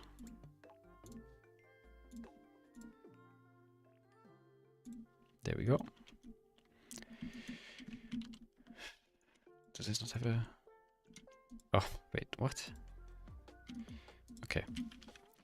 Cheek razor.l. Cheek razor.r. Might be named something else later, but whatever. So these guys currently are parented to face root, same as this, but not for long. For I shall give them an armature constraint. And, well, actually, okay, before I do that, let these guys be created on the generated rig because I need to be able to select them.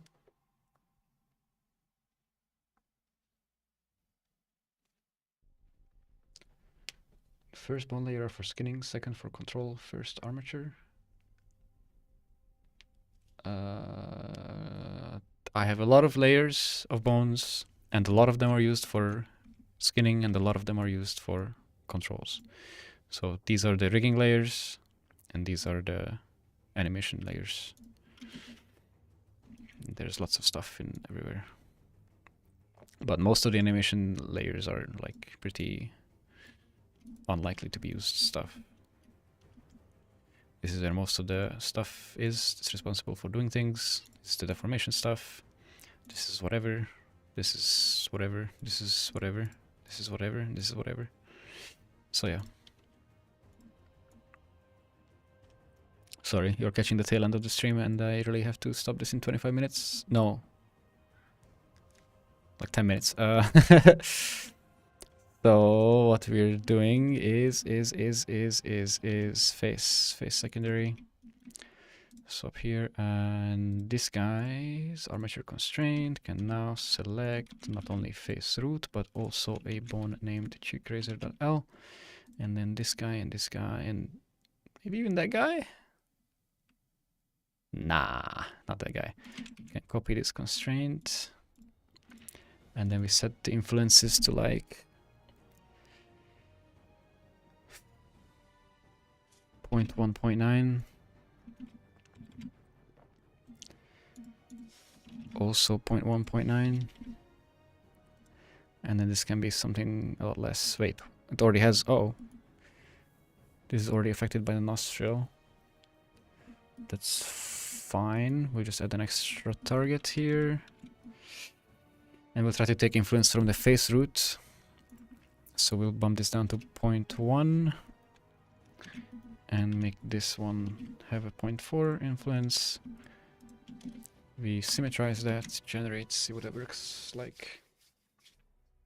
Good progress, I agree. Productive stream. Did almost everything from the to-do list. Okay, there you go. We have a cheek razor. This is already something, I would say. It's better than not having it. But I will probably Need to give it some more power. So, for example, one question is, should it affect this? Because I think that's not necessarily gonna have a super realistic result. You know, like a person's skin there would move, yes, but I have this curvature here that this bone can't really go along. So it's gonna look like his skull is bending. So I could move these vertices with a shape key, that's fine. What should be the orientation of this bone? Probably not like this, but more like this or something. Oh, by the way, all the morphs get laid out here automatically. I didn't even mention that, but it's not important. We don't have time. I changed this thing on the wrong rig. I did it way too often. I need to do something about that.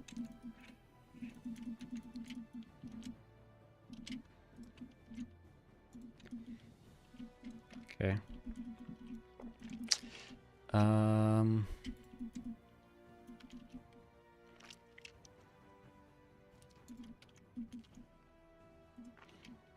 Another question is, should it affect the lower eye ring, perhaps? Like maybe this one? Nah, rather these ones. But I think it could. I don't think that would be a war crime. Let's try something. Let's say reset rig and then frame 1. Let's make an action. Rig.snow underscore cheek raise. And then the frame 10 of that. So we want the maximum cheek raising amount to be something like this, 1.7 more, 0.02. That's a lot. Let's do it. Let's do it. It's fine. Start the action setup here. Cheek raise. The bone name is this. Symmetrical. Frame 0 to 10. Transformation 0 to this much. 0 to 0.02. Positive Y. Yes. Positive Y location. That's gonna be fine. Let's keyframe some bones. Maybe not that one, but totally this one and this one. Wow, that kind of didn't help. Maybe this is too extreme. Meh. Whatever. We'll do our best. Oh boy.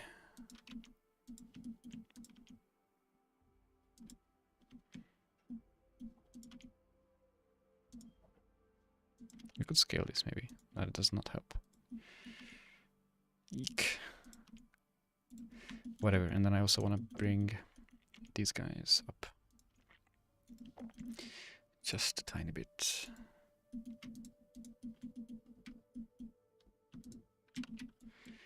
Then whatever, keyframe a bunch of bones, reset a bunch of bones. Oh, that's fine.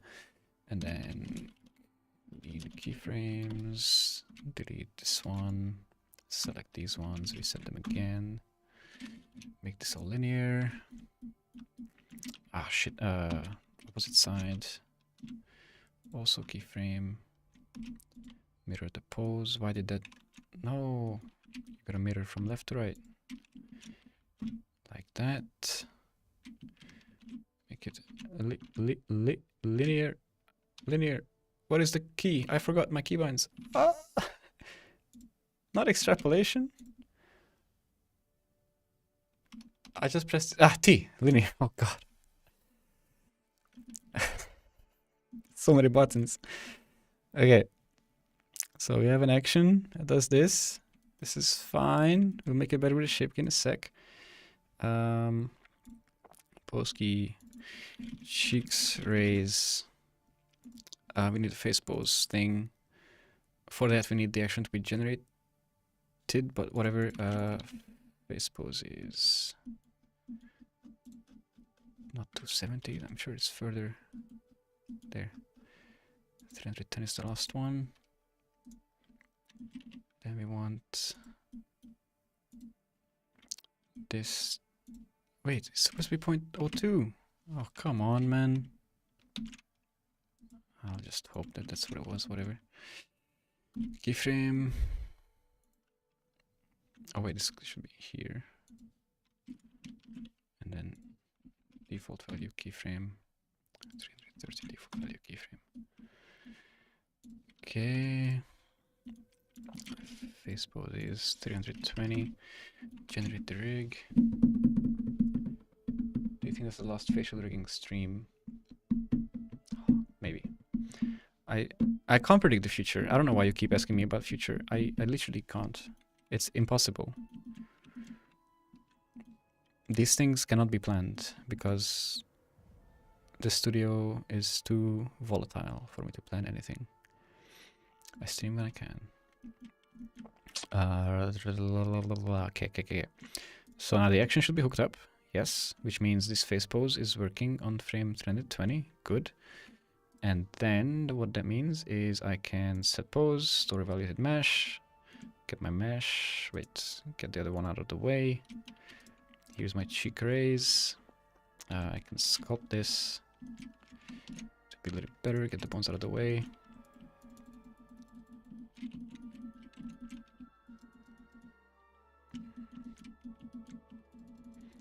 Ooh, we are not going to get wrinkles here because we don't have enough geometry at all. Now the smooth brush is too weak.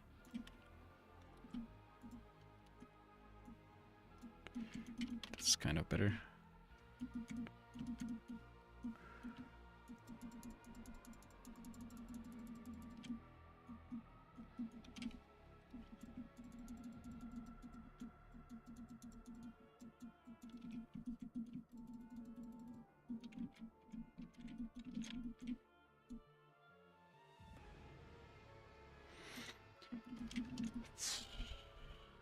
Let's maybe inflate this a bit more.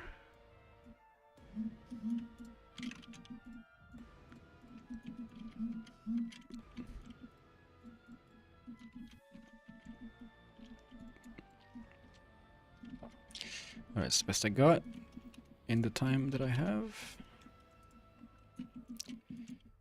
Suppose.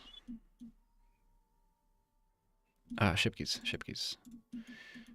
which need to be named after the action. Cheek raise. New shape, this thing dot L. New shape, this thing dot R. Regenerate, and I think it's done. And then I need to commit.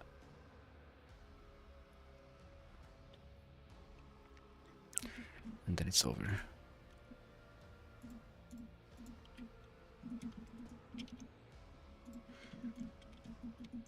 Is the ship key activating? It should be.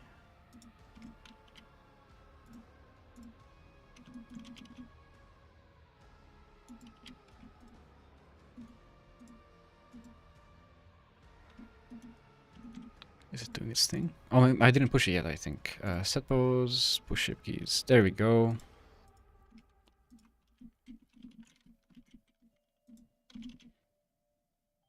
Lovely.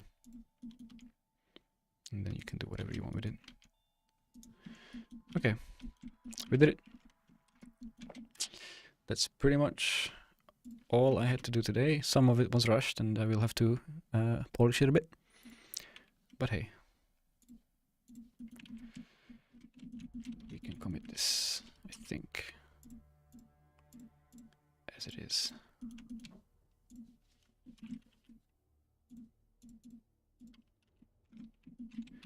Okay. Can get rid of this. And that. Lips, no. Opening, terminal. Git commit. I don't know, everything. Not git, svn commit, whatever. What? Not under version control. New folder. What? What? Nah. Freaking snow the rig the blend.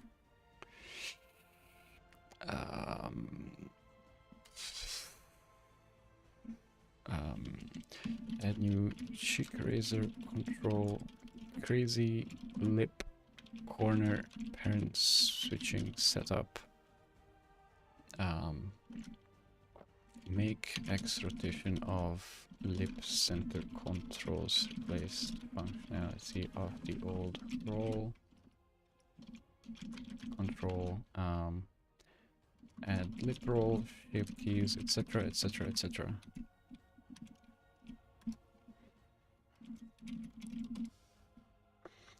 Thank you everyone who tuned into the stream. It was nice to get some interaction. You guys keep me productive. I get tons of work done on streams, so it's super nice. And now I have to run. So, enjoy your days. I'm gonna kill the music without letting it end because there's 3 minutes left on it. And goodbye.